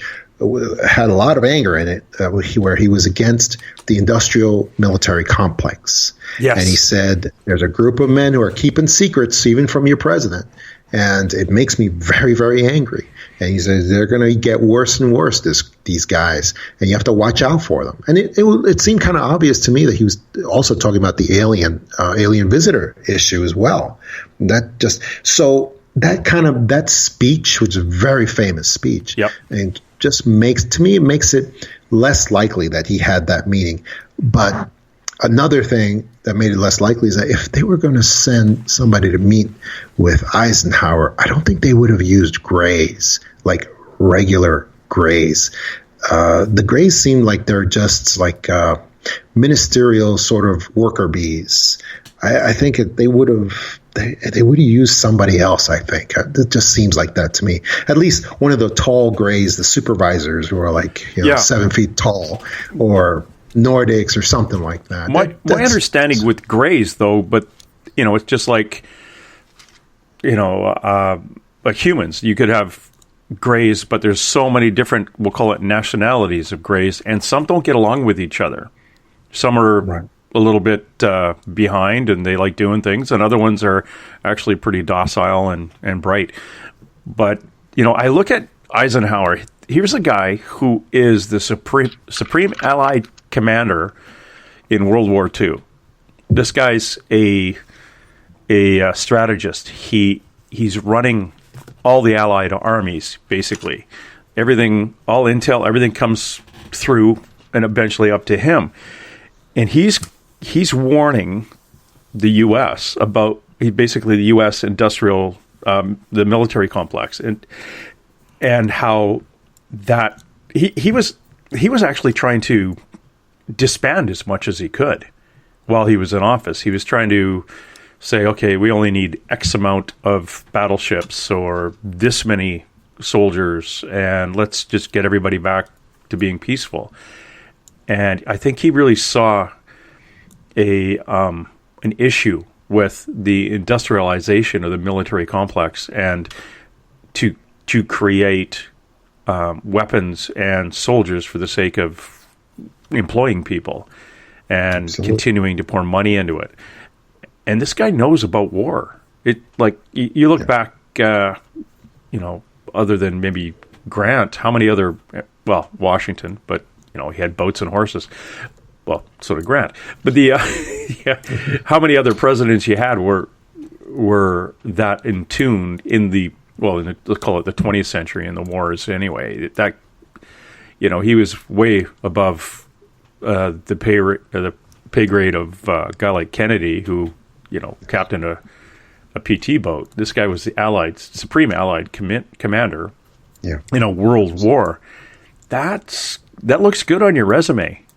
And you want to listen to a guy like that when he's talking about the military complex, which, of Yes. course, went for a poop, and we'd see what happens now. You've got to have a war. It's not worth it.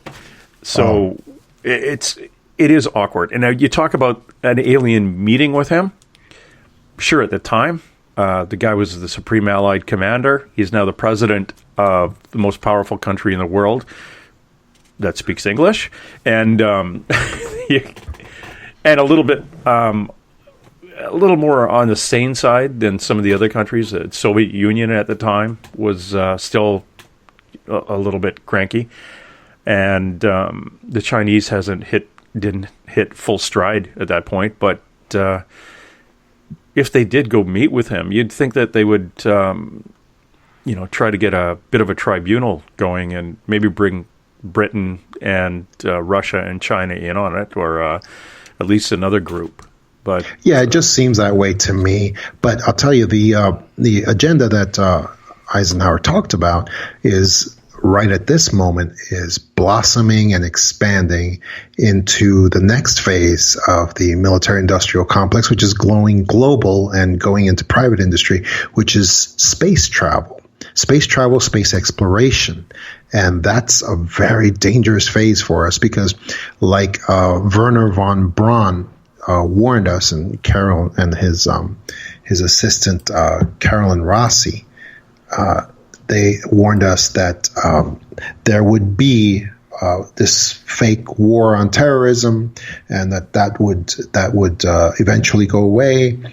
There would be this fight against the West and communism, and that would eventually go away. And at some point, there would be a war or getting prepared for war against alien visitors who are going to be considered completely physical, just being like a few planets away, a couple of solar systems away, who are coming here to attack us. And so we have to put all these weapons into space. And Werner von Braun warned that would be the final great fake agenda to defend the Earth against these alien visitors who are going to be physically attacking the Earth. And then once those weapons, once the Earth's upper atmosphere is covered with all these sophisticated weapons, that those weapons would be turned inward towards us instead of outward towards the supposed alien visitors, in order to exert a level of domination that no one ever really dreamed of. And I think we're in that phase right now, and that's one of the reasons why people want to push this the agenda of physical aliens. That's one of the reasons. It's to keep encouraging us to get this space program that could contact them at any time, and things like SETI and listening for those signals. And they want to keep this whole thing of alien imminency and alien saviors. That's also part of it. They want to keep that agenda going. And if you want to know what I'm talking about, I would also encourage people to see the movie Passengers with Christopher Pratt and Jennifer Lawrence. That's out right now, and it's basically this movie is basically a 2-hour commercial for space exploration and basically sending the next generation of kids out into space exploration, space mining, and all this stuff. I didn't really see another reason for the movie, basically, other than to be propaganda for that purpose. But if you see that movie, you see exactly what I'm talking about. This pushing this agenda for this eternal space exploration program, where they just want generations of kids being used for this physical space exploration, space mining, and that whole agenda, which goes hand in hand with all the other space travel agendas in our physical universe. Yeah, I'm finding the more I talk about the interdimensional aspects of alien activity, and it's funny. I talk mostly about this with psychics who are connecting to interdimensionals. We talked to Joanna. We asked her, through her spirit guide being Rob the alien, if Sasquatch did exist, if Bigfoot exists, what is it? And the answer was, yeah, it exists. It's actually called Ekko, E-K-K-O, and it comes here to breed because it doesn't have a evolutionary and environmental DNA strand where it can adapt to its environment. So it's coming here. It's been coming here for many, many years, and it's interbreeding with large mammals on this planet, and then it goes back to where it's from.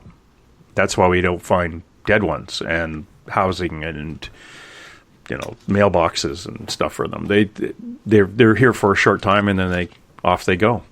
Wow. And they're actually a mantis being that changes in this environment to do their mating, and then they go back to wherever they're from as the mantis, and hopefully get a environmental or a adaptability within their DNA system. It's those kind of revelations that you kind of look at thinking, okay, this is a psychic who's picking off stuff right and left. We did one on 9/11. She had people come through from the North Tower. A cousin of one of our callers came through, described him perfectly, passed some messages on, the whole bit. So this lady's right on. Now she's connecting through an alien, talking about, Bigfoot, talking about other aliens, bases on the moon, 3 bases on the moon, no underground bases in the U.S., what reptilians really are, what light beings really are. And it's just fascinating. She comes back on January 21st for a bunch of follow-up questions for this. It is fascinating, and it's coming a lot quicker now. John, if you noticed in your... Now, you have associates all over the place. You have been you've been collecting this stuff for 20 years. In your peer group, in your research group, have you found that this information, yes, it's always been out there, and it may have been in a book on the back of the shelf, but is it coming to you a lot quicker now? And I'm going to leave that question with you because we are now pushed up against our 7-minute stretch. So we're going to come back with more from the X-Man, author John DeSouza, and please go to his website and just check it out. It is the JohnTamaBooks.com. JohnTamaBooks.com. We'll be right back after the 7-minute stretch.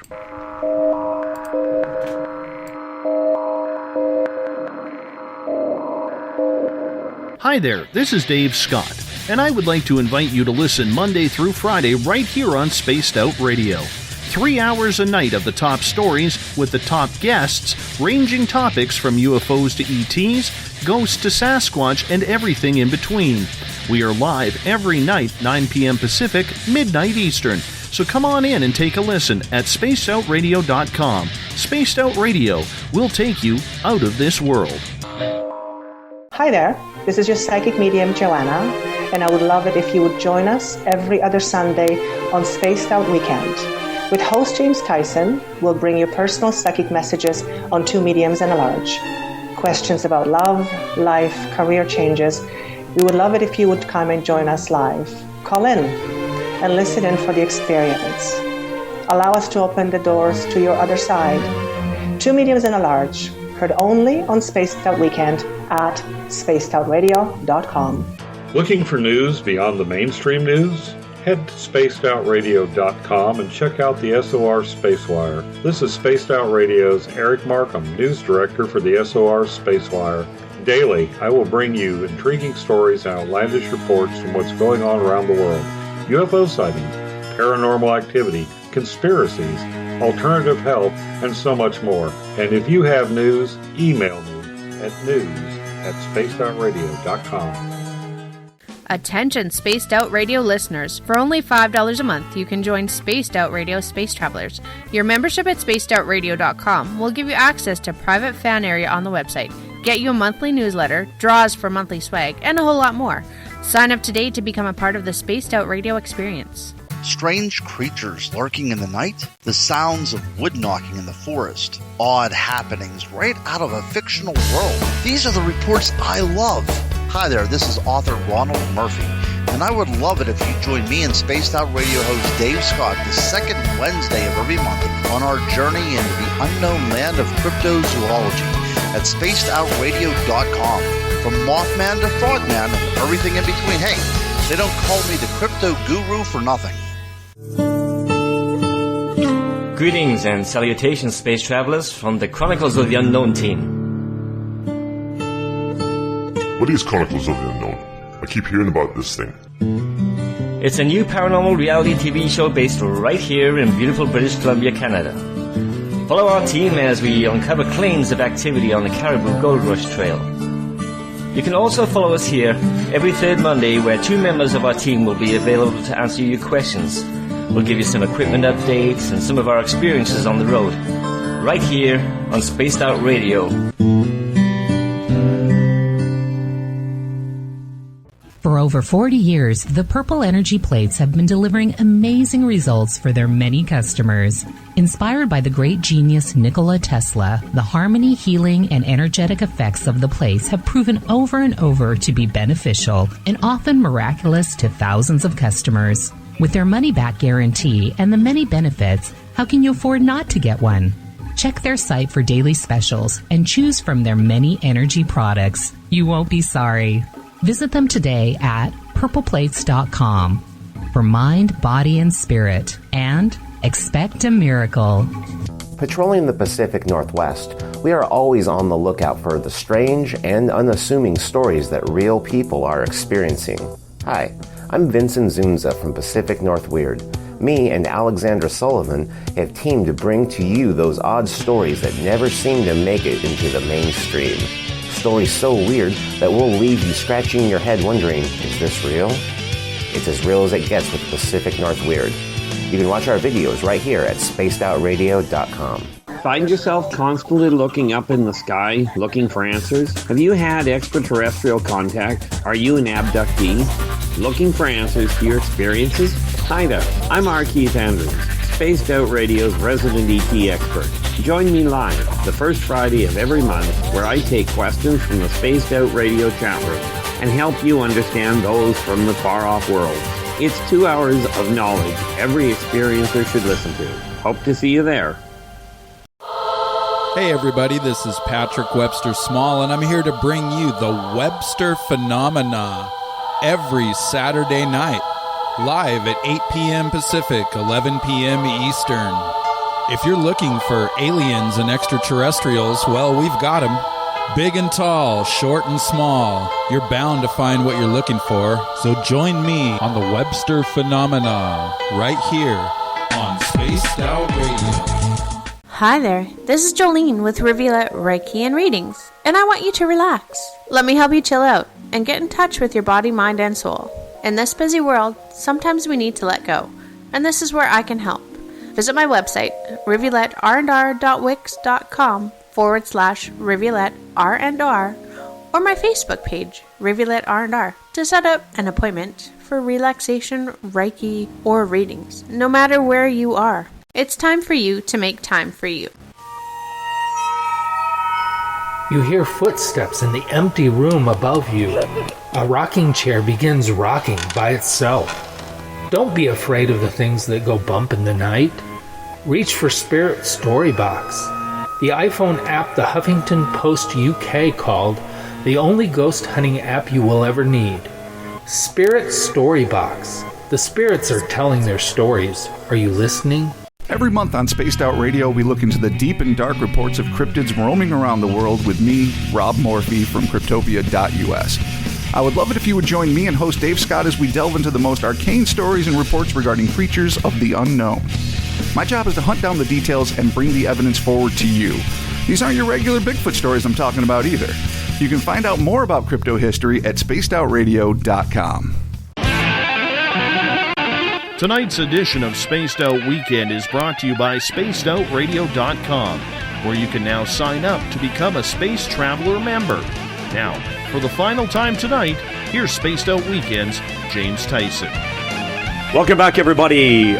We are here on Spaced Out Weekend, and we are here with the X-Man himself, John DeSouza. Please go to his website, johntamabooks.com, johntamabooks.com, and you actually have a place on that website if you've had stories, something that you might want to pass on to him. Drop in.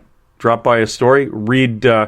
He's got submission guidelines there. You can drop off some stories to him. He is collecting information. He continues to be an investigator. Long time, 20 plus years with the FBI, as an attorney and an investigator, and with a nose for this kind of thing.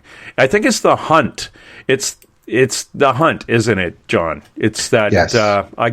It's once you get into the game. And I know it's a horrible thing to call it, but it's a game. It's a puzzle. Someone puts a puzzle in front of you, and you want to put it together. And there's just something like that you want to put together, and it's so satisfying to finish it. And this type of investigation, Jonathan, I don't know if we're going to get that last piece of the puzzle on this side of the plane. Yeah, well, it is a great thing to be able to investigate things from a different perspective that I haven't seen before in the paranormal or in ufology. Because when you look at things like ufology, the majority of the people examining things are former scientists, former journalists. They tend to be the same sort of group of professions. And it's really different when you're just a pure investigator and you don't care about what people want to be true. And you just go in and put aside the human drama element and just look at these facts stripped down to their barest elements, but also with a mind towards actual contacts between human elements and alien visitors, and see what do we know from the patterns and the clues that we see connected all the time. And and that's what leads me to some shocking conclusions that are not going to be welcome in ufology. One example is I looked at the Travis Walton case. And I look at that as a new look at the fire in the sky. And Travis Walton, for people tend to know, was a young man in his 20s who was working in a logging operation in Sitgraves, Arizona, and in the forest, national forest in there. And he was with a logging crew, a young man in his 20s, and he was working there. They were driving in a truck. Him and his group of his companions were leaving the area through a clearing, and they suddenly saw a large plasmic vehicle, disc-shaped plasma vehicle, emitting yellowish light, and it was huge and just above the tree line, just floating up there. And Travis, being a foolish young man, raced out of the truck against the warnings of his friends, his compatriots, and he rushed into a halo of light underneath this vehicle, underneath this plasmic vehicle that was floating just above the tree line. And he was looking up at this thing, and suddenly there was a spotlight on him for a moment, and then some kind of bolt of light just struck him. And as this thing was getting ready to take off, he heard the humming had increased, and it seemed like this thing was getting ready to leave. And it did leave, and as it was leaving, it struck him down, and all the witnesses said he looked like he was dead on the ground. And his friends, his coworkers, left the area, and they pretty much got scared. They left the area. They came back shortly afterwards, and there was no body there. No body, and they didn't know what happened. Of course, there's a lot of human drama that went on with them later as the town turned against them, and they were accused of murder, and Travis was gone for quite a few days, and he reappeared later. But here's what happened to Travis when he was transported aboard this ship. He appeared on this table, and he was laying there. There was some sort of instrument on his chest, and he got up very upset and angry, and there were 3 gray beings there who tried to restrain him, had no ability to talk, no ability to communicate with him. They seemed pretty unprepared for dealing with him. He grabbed some sort of instrument, swung it at them. They were very upset. He was very scared. They ran away eventually, and later on, they were replaced by 3 sort of these Nordic Pleiadian beings, which are basically 3 individuals that were large. They look like very large, good-looking human beings, basically, except they're just larger than human beings and very well proportioned. And there were 3 of them again, just like the Greys. And they also had no ability to communicate with Travis. They couldn't talk to him, not even to say calm down, nothing, or peace, anything. They just couldn't communicate with him. They seemed kind of disorganized. One of them had a helmet on when the other 2 didn't.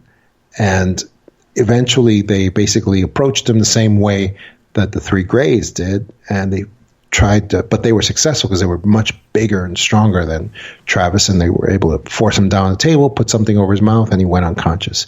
And he was returned back to the forest where he had come from.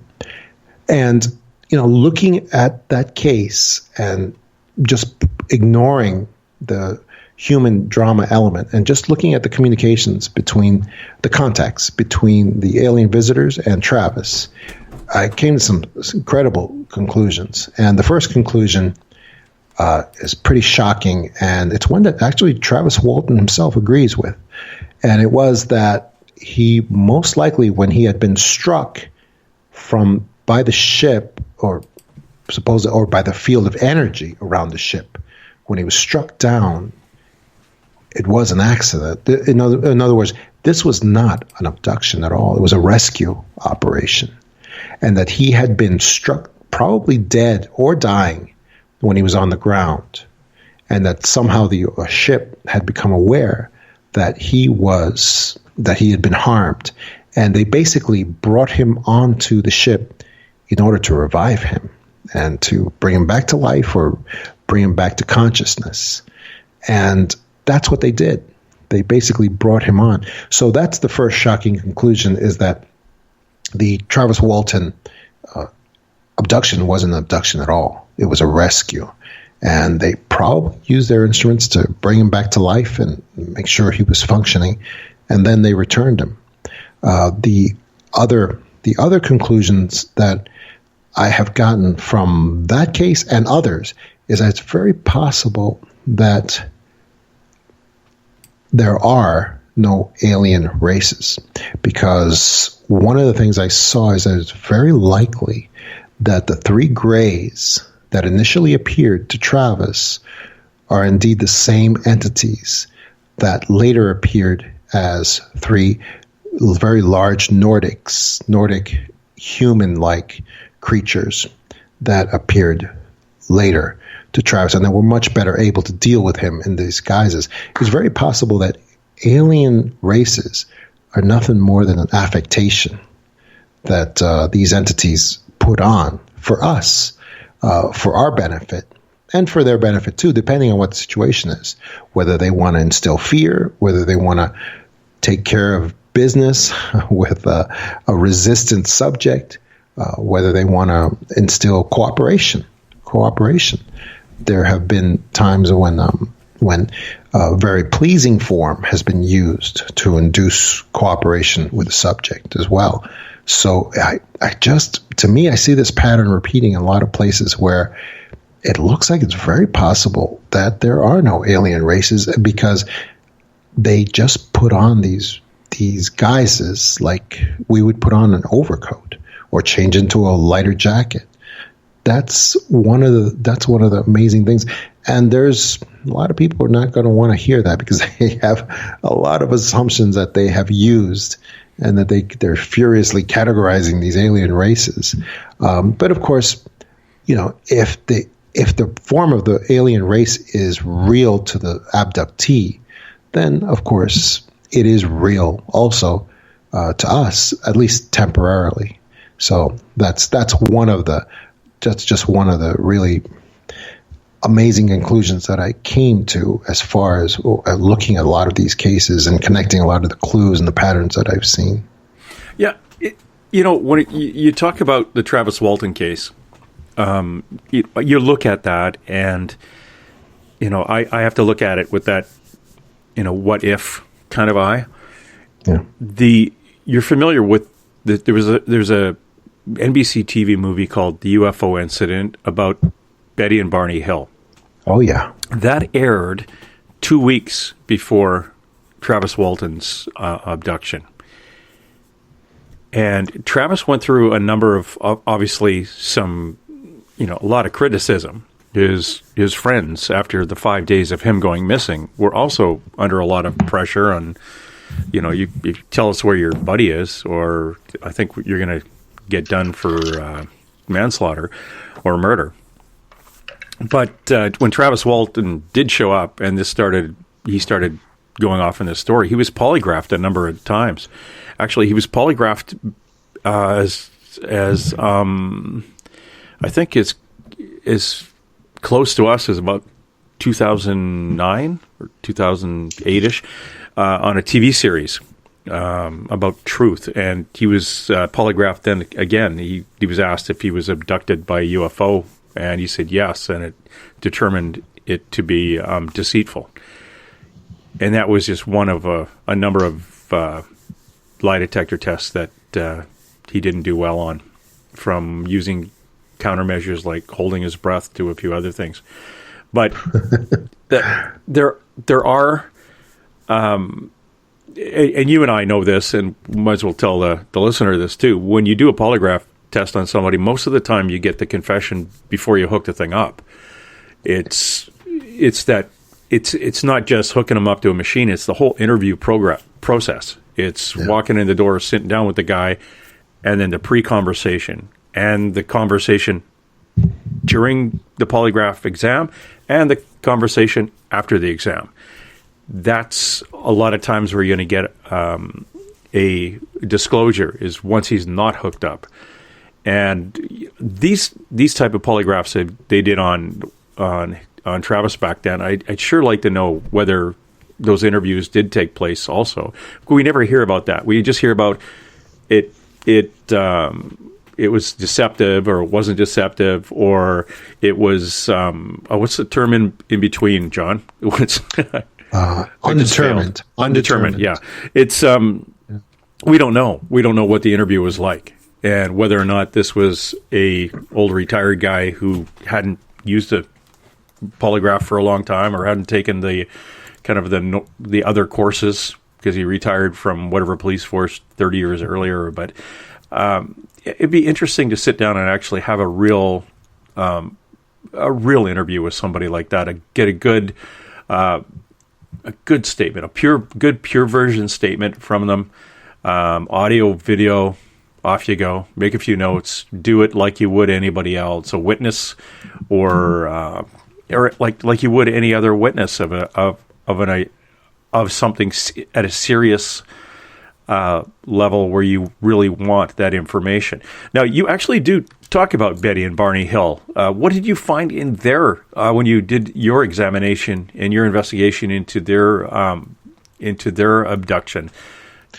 Well, again, people need to know that Betty and Barney Hill's interviews and many interviews are still available today on public databases. You can look them up, and you can see the inflection of their voices. You can see the pain in their demeanor as they recount these stories of their abduction, especially the story after the screen memories were wiped away, the memories that they were able to get after the hypnosis was used on them. I'm not a big believer in polygraphs. I don't really see them as reliable. And that's going to ruin Dr. Phil. Come on. And whoever that other one is where they picks the baby. But I know what you mean. That's, well, honestly, to the listener, that's why they're not, we don't use those in court. Exactly. They're not admissible. And not only that, there's a lot of other venues where they're not allowed to be used. And the reason for that is because they're just machines. And we are not machines. We are consciousness, we're spirit, and we have a lot more complexity than can be measured by this thing that is measuring your breath, your sweat levels, your perspiration levels, and things of that sort. If you want to know if somebody's telling the truth or not, I can tell you how you do it. It's not with a polygraph. There's a book by there's a famous FBI agent named Joe Navarro, and he wrote a book called What Everyone is Saying. He was considered a global expert on body language and micro expressions and all manner. He is the guy. He is considered the foremost world authority on body language and body signals and facial tics. And this guy, if you want to pick up the ability to know if someone is being deceitful or is telling the truth, then you just go and get his book, What Everyone is Saying, an FBI agent's guide to body language. It's a great book. And Joe Navarro wrote a couple more. I studied under him at the FBI, and he is brilliant. He's a world expert. As a matter of fact, I think now he's written several more books of the same vein since then.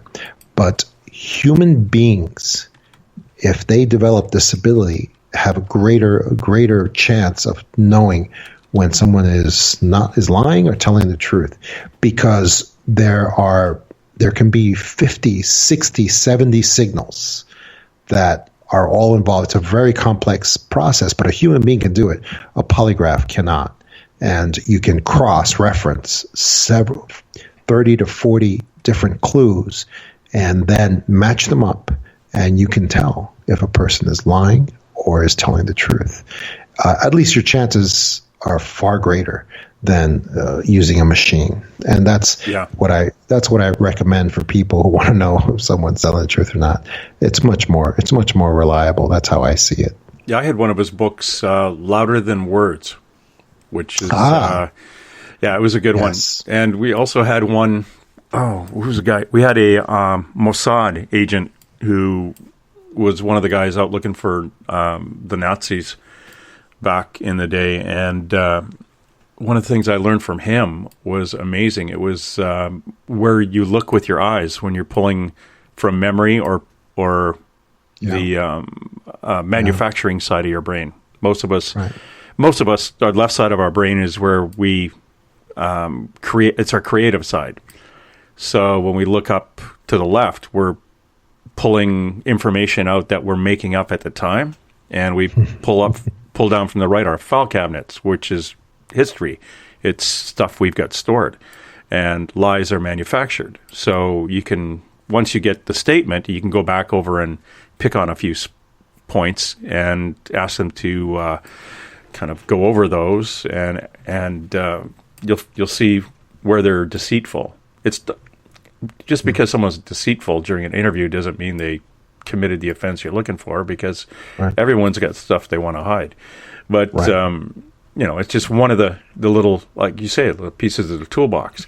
Right. In your investigation, have you run into we're going to call them, it's that Stephen Don Hess, the Hess family. A buddy of mine, Ron Felber, wrote a book called The Mojave Incident. And this is a couple that were taken out of the Mojave Desert. And afterwards, they went through their alien abduction at a university and went under hypnosis. Both of them related under hypnosis to seeing the exact same thing during the exact same time. And it's one of those ones, if people think you're making something up, well, two people can't see this. I don't care if you're on acid. Two people don't see the pink dragon exactly the same. Right. Steve and Don Hess reported everything identical, just from a different point of view. That's an amazing story, and those are the types of UFO investigations I like digging in, because you've got people who have actually been brought to a university. The university professors take them through a number of different tests, whether it's they're monitoring their heart rate and everything, and they do a hypnosis and they kind of a hypnotic regression and audio and videotape the whole thing. That's what I like to see more of when people finally do come forward. And I know it's a lot to not a lot to ask, but gosh darn it, it is the way to do it. If getting that pure version, even though it's through hypnosis, but holy cow, that's I'm a believer in hypnosis, in unlocking a few special back doors. Yeah, so am I. You got to get rid of those screen memories, because what we find is, starting with Betty and Barney Hill, we find that these alien visitors, if that's what they are, they seem to, a standard operating procedure, just lay down these screen memories of human military operations and whatever human actors being involved with the abduction or something of that sort, something to cover up what really happened. And the removal of these screen memories has got to one way through hypnosis. Mm-hmm. Sometimes it happens just through the extent of time, just time. And these the true memories tend to break through, sometimes in dreams, sometimes through visions, and eventually the real memories tend to rise to the top. And so we've got to learn to deal with this these screen memories, getting rid of them, putting them aside, and getting people in their minds to what really happened. And it's very important to get that done.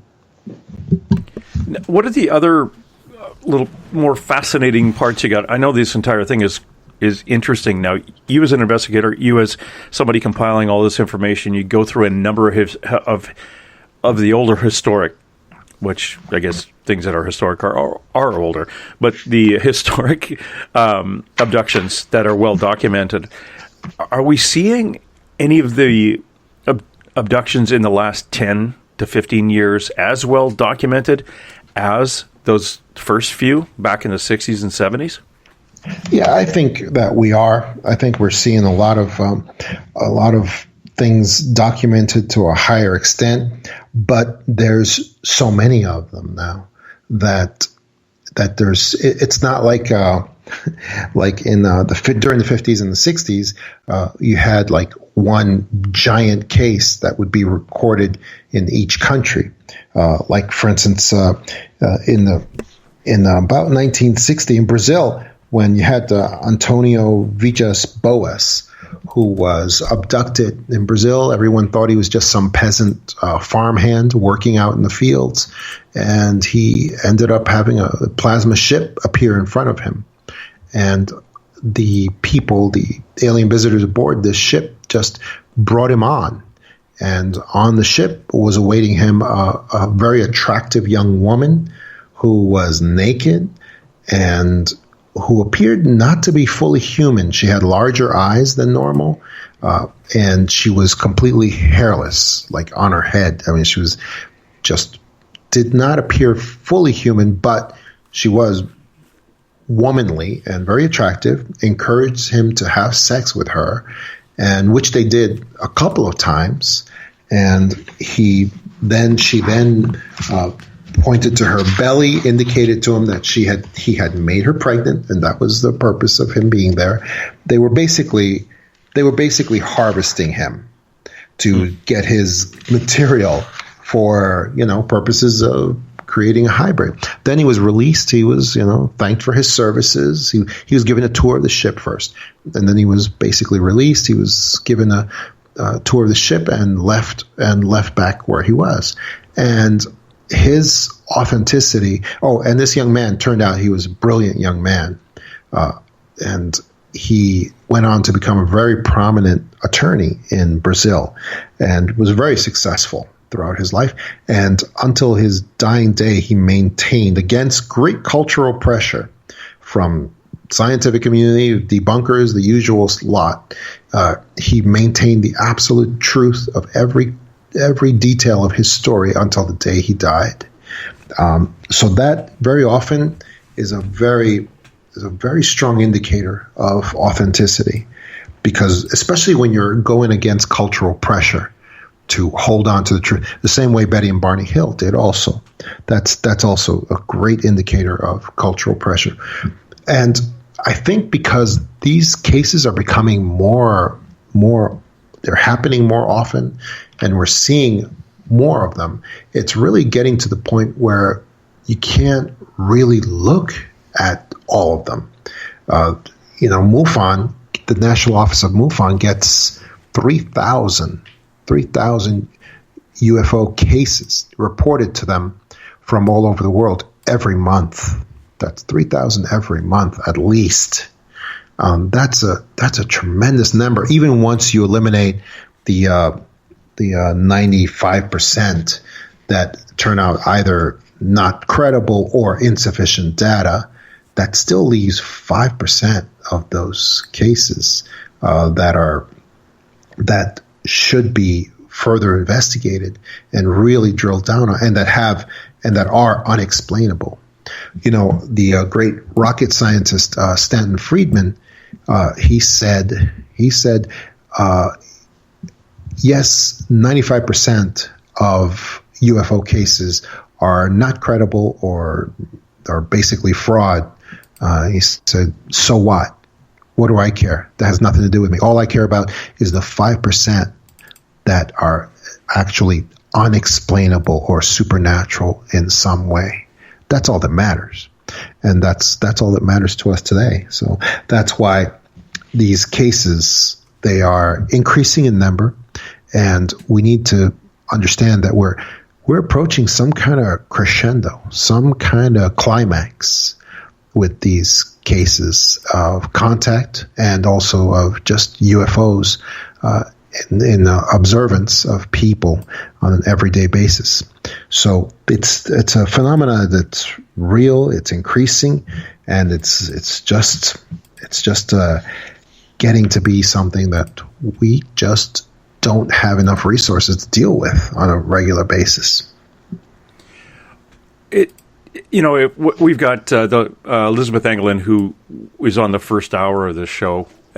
She's an abductee, and I'll tell you, if you argue that didn't happen, she'll rip you a new one.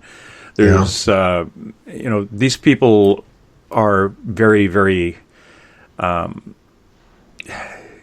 You can't take this out of their mind. That's why I think a lot of them will just button up and say, "Well, this didn't happen." I think as we're opening more to the whole paranormal thing. Yeah, I see ghosts. They're becoming more and more people coming forward saying, "Yeah, I've seen a ghost." I think too, more and more people are going to be coming forward saying, "Yeah, I saw a UFO. I had contact with somebody who came from a UFO. In fact, I've been inside of one."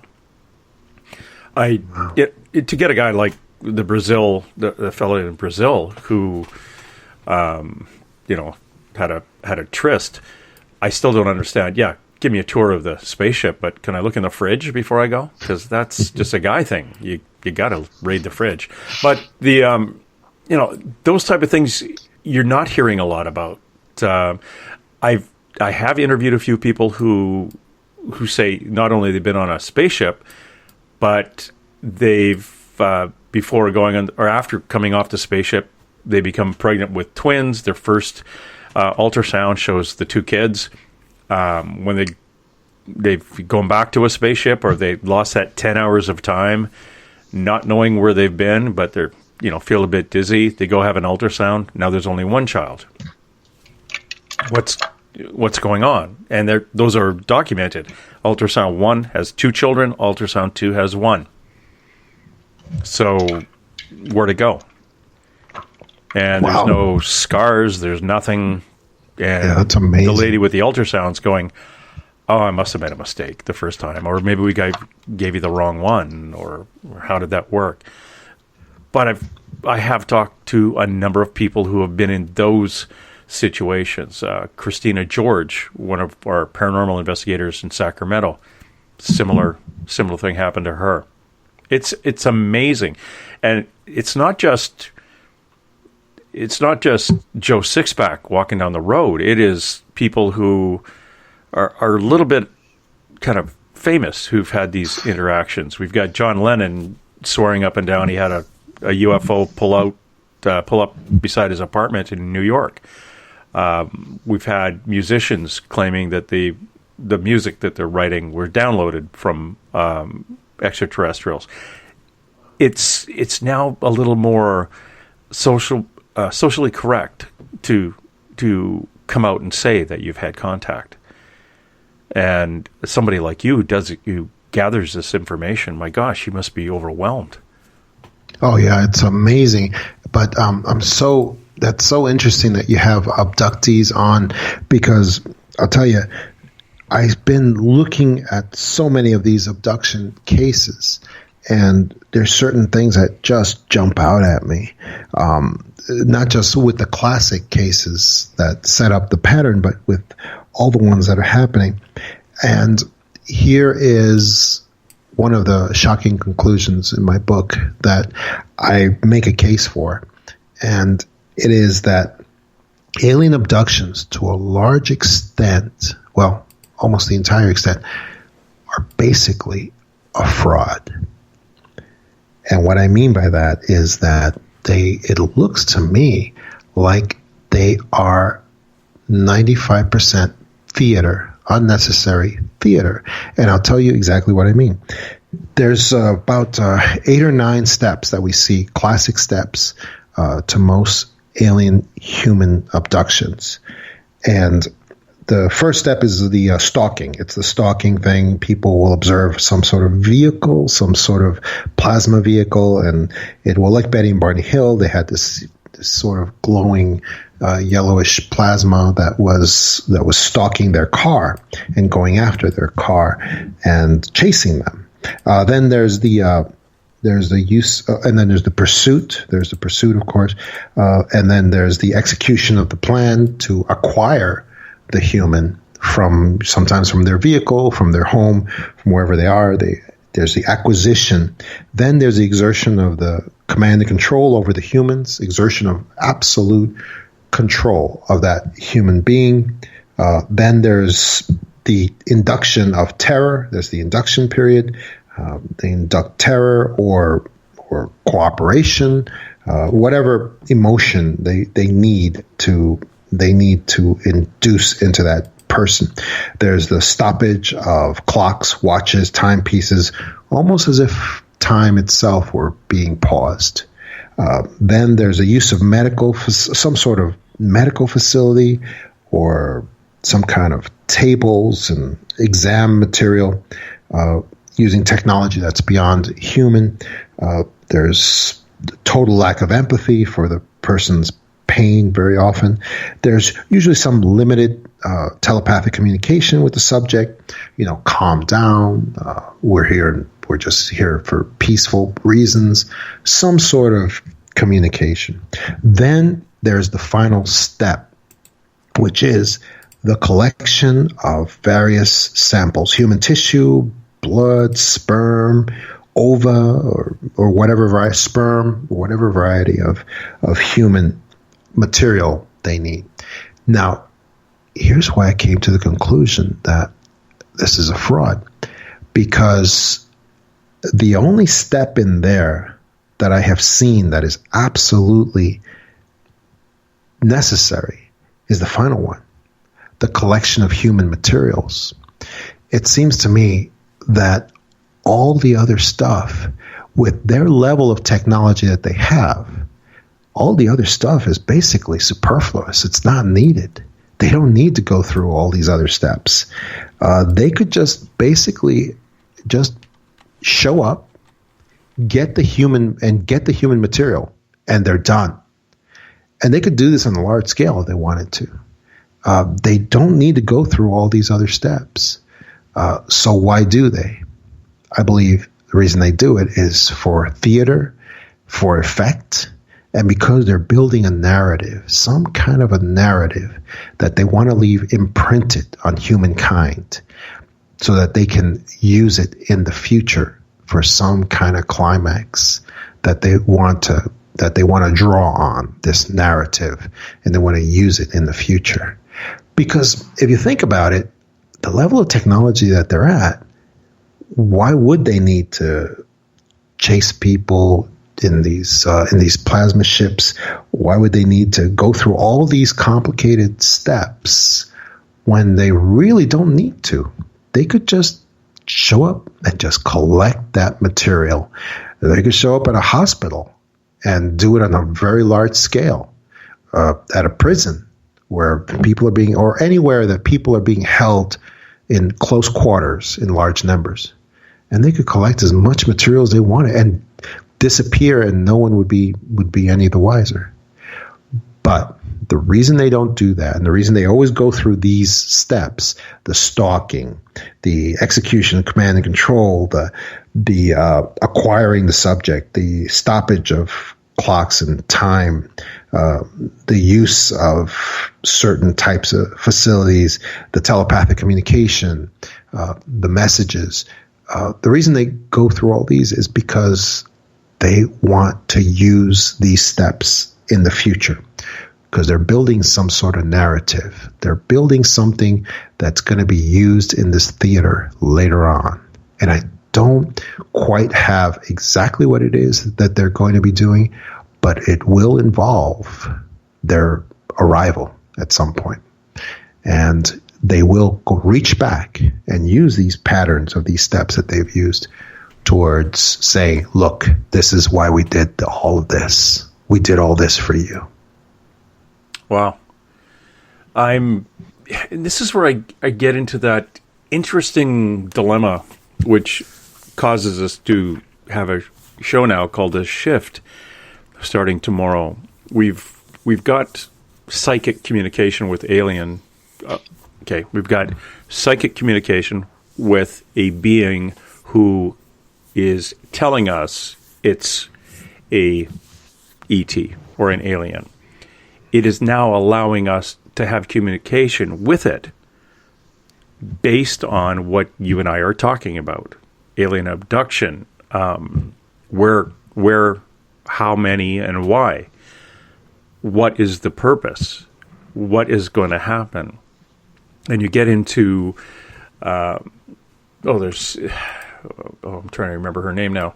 There's the shift. The shift has been, alleged to have been coming for a long time, and I think there's people who swear up and down it's always going to happen, but it's one of those things where once you've said you called wolf and nothing happened, there's eventually people are going to stop listening to you. But Nancy Leader, which is a lady I've reached out to come on too. She talked about the Earth changes and the pole shift, the actual magnetic internal pole shifting. And you and I talked about this a little bit off air, but could that be it? But we've also talked about, how many times we heard the Earth is going to come to an end. Where was she during 2012? That's we gotta look at that. What was happening when the everything was going to end in 2012 during the Mayan calendar? Yeah, and it was is this when it's going to happen? But who knows? It comes down to that what if, the what if planet X that's on this huge oblong kind of, it was called Planet 9 at one time. It was kind of determined to be the 9th planet, but it only kind of zipped through our area every 10,000 years. If it shows up, I know astronomers and linguists. Astronomers are saying, no, that's full of crap. That it's not going to be coming back. Maybe it never did come in the first place. But if you're an astronomer, are you going to say, oh yeah, it's going to come back and it's going to miss us by 30 miles, spitting us off into space, but everything's okay? So what are you supposed to say to the masses? But these are the kind of things that you kind of wonder, is something going to be coming to the point where we're going to need to repopulate certain areas? Are we going to have the parts, quote unquote, to repopulate? What is it? What is the next evolution of humanity? Are we going to be losing a bunch of us? Therefore, we're going to have to repopulate. And is this time we're really going to be mixed up with the ETs? Who knows? Yeah, that's what people are hoping for. That's why that doctrine of alien fathers, it becomes the alien saviors, and then it becomes alien imminency. It's because people are just hoping for the aliens to save us, to be anything that we can, anything that we can't handle, that they're going to help us out. So I don't think that's a good place for people to put their hope, though. I don't think that's because I don't think that's going to give a good result. And that was one of the things that I urge people to do all the time, is to look on the FBI vault, for this document called a Memorandum of Importance, where supposedly there was an FBI agent who actually had, just like you have on your new show, had an alien visitor as an informant who was giving him. This is the single most downloaded document in the FBI vault. It's FBI.gov.vault, and it is all the documents that have been declassified after 40 years or so, and that are available under Freedom of Information. And they've got the Kennedy assassination on there. They've got all kinds of things that have happened in the past. And they also have UFO investigations, and cattle mutilations on there. But this one document is called a Memorandum of Importance. It's also called the Flying Roll. It was from San Diego, California. It's dated July 8th, 1947.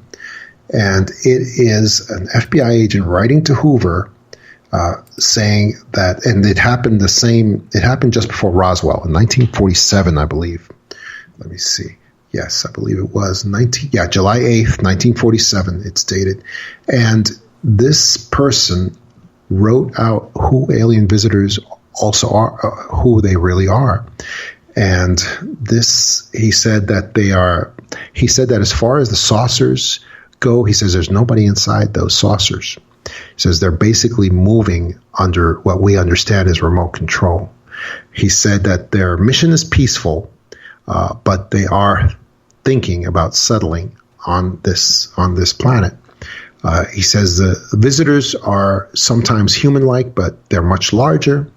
He also said they are not from our physical reality. He said they are from other dimensions of time and space, what we call, what a Vedic term called lokas or talas. They are from other dimensions of reality, and they come into our physical reality for short periods, and they have to go back. He said the discs are made out of a type of radiant energy, what I would call plasma. It seems to be what he's describing. He says that their power is so much that we should not ever attack them with our jets. They will be destroyed. And like I said, he said that they are coming here from other dimensions of reality, and that's where they go back to. And so This document is the single. It's downloaded in the millions, more than documents on the JFK assassination. It's the single most downloaded document, and now it's not easy to find. I don't know how the title, because it's not the it's I have it on my Facebook. If you want to see, grab the link. You could just go to my Facebook and you scroll down about 12 documents, and you'll see it. It's also referred to as the FBI admits visits of beings from other dimensions. It's under that title as well. It's under FBI declassified document, other dimensions. It's a little bit. They made it a little hard to find. They didn't make it under a single. But if you grab my link there, James, you'll be able to put it, and you'll be able to get the document itself. But it's amazing. It's an amazing document, especially because it happened. This document was put out, basically revealing all these truths about alien visitors, and right after this document was put out, was that Roswell was revealed to have happened. And Roswell was an operation that I believe was created to cancel out this document, to cancel out what was revealed in this document, which I call the smoking gun document. And it was because Roswell was put forward to make us believe that aliens are just physical, just like us. There's just a bunch of bodies in a crashed ship, and those are the bodies that we pulled out of there, and they're just physical beings, just like anybody else. So basically, Roswell was, in my conclusion, is that Roswell was a double trick. It was with a cover-up that was designed to fail eventually with time, and that it was basically put together to make us believe that aliens are just physical. And what this document reveals is that is the furthest from the truth. They are not physical. They are extra-dimensional in nature. That's what I see here. That's fascinating. Absolutely fascinating. And if you guys want to go to John's Facebook page, actually some good reading on there. You've got good links. It's just John DeSouza, DeSouza. And wonderful. Hey, one of the things I noticed on your website, I'm just going to change gears real quick here. You've got a picture of FBI. Hitler didn't die. He fled to Argentina. Oh, yeah. That's a real FBI report based on reliable information. What? Remember I was talking about Joanna and some of the things we asked? I said, did Hitler commit suicide in Germany? And she said, yeah, he committed suicide, but it was in Argentina. Wow. It was years later. We also got into Maria. Fit in with this report. What's her name? The Maria, who was part of the German back in the 1930s in regards to the Vril Institute and the flying discs that the Nazis had, and found that all the information was been destroyed by the U.S. and Maria actually came and was a spy for the United States and was killed in Croatia Yugoslavia, and she's never been found. She was disposed of in a river there. Oh. A violent death. But a lot of very, very interesting. But this, again, on the FBI website, reveals that U.S. government knew Hitler was alive. And he went to Afghanistan. And that is on John's Facebook page. I got to tell you, this is amazing. Some of the stuff you've been sticking your nose into. You got 2 locks on your door or just 1? And now I've got like 7 or 8. Yeah. It's and I thanks for pointing out the FBI vault, FBI.gov vault. Yeah. What a and if you go down on the right-hand side there, the vault links, and go to unexplained phenomena, that is some very interesting stuff. It's Project amazing Blue Book, stuff. extrasensory perceptions, Roswell, cattle Cattle mutilations. Yep. Guy Hoddle, Silas M. Newton, who was an old feller. Some really interesting stuff here. Yes. Very, very interesting. I'd skip the gangs and terrorism, go right to, for me personally, unexplained phenomena and World War II. Those are the two that I'm going to stick at. From Adolf Hitler to Tokyo Rose. That's the way to go. Fascinating.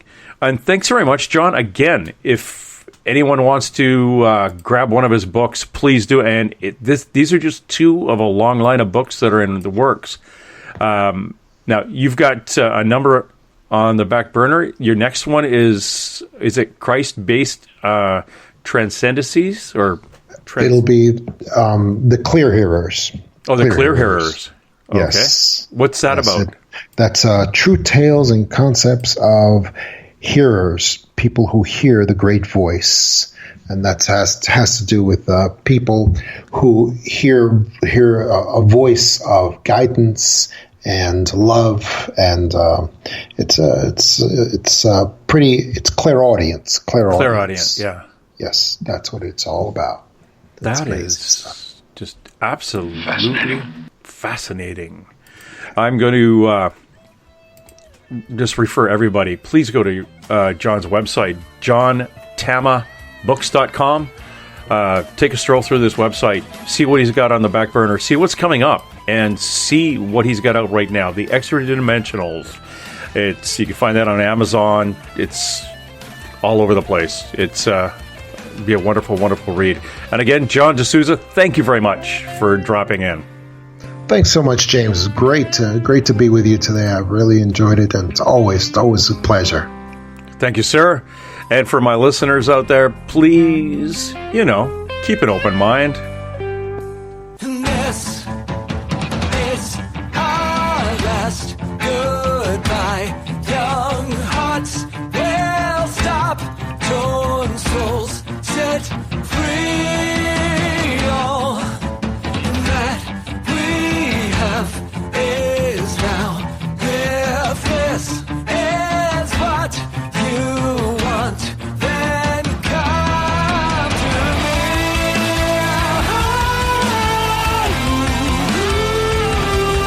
All right, that's it. Let's roll. And hey!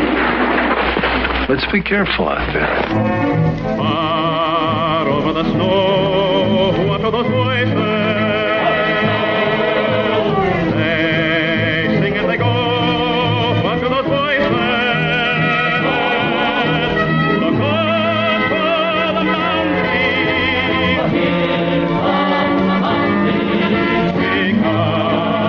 somebody hide, somebody better hide on through the hill, like a pack of angry wolves on the trail. Dead or alive, we are out to get you, dead or alive. And forget yourself. If you're the one, better run away. Son, you are done, throw your gun away. Here come the Mounties to get the man they're after now. On through the hill, like a pack of angry wolves on the trail. Dead or alive, we are out to get you, dead or alive. If you're the one, better run away. Son, you are done, throw your gun away. Here come the Mounties to get the man they're after. No! I see dead people. I'm sorry, Dave. I'm afraid I can't do that. Dave's not here! Headline edition, July 8, 1947. The Army Air Forces has announced that a flying disc has been found and is now in the possession of the Army. Army officers say the missile, found sometime last week, has been inspected at Roswell, New Mexico, and sent to Wright Field, Ohio, for further inspection. Greetings. This is Science Officer Spock, and currently there are no life forms available to take your call.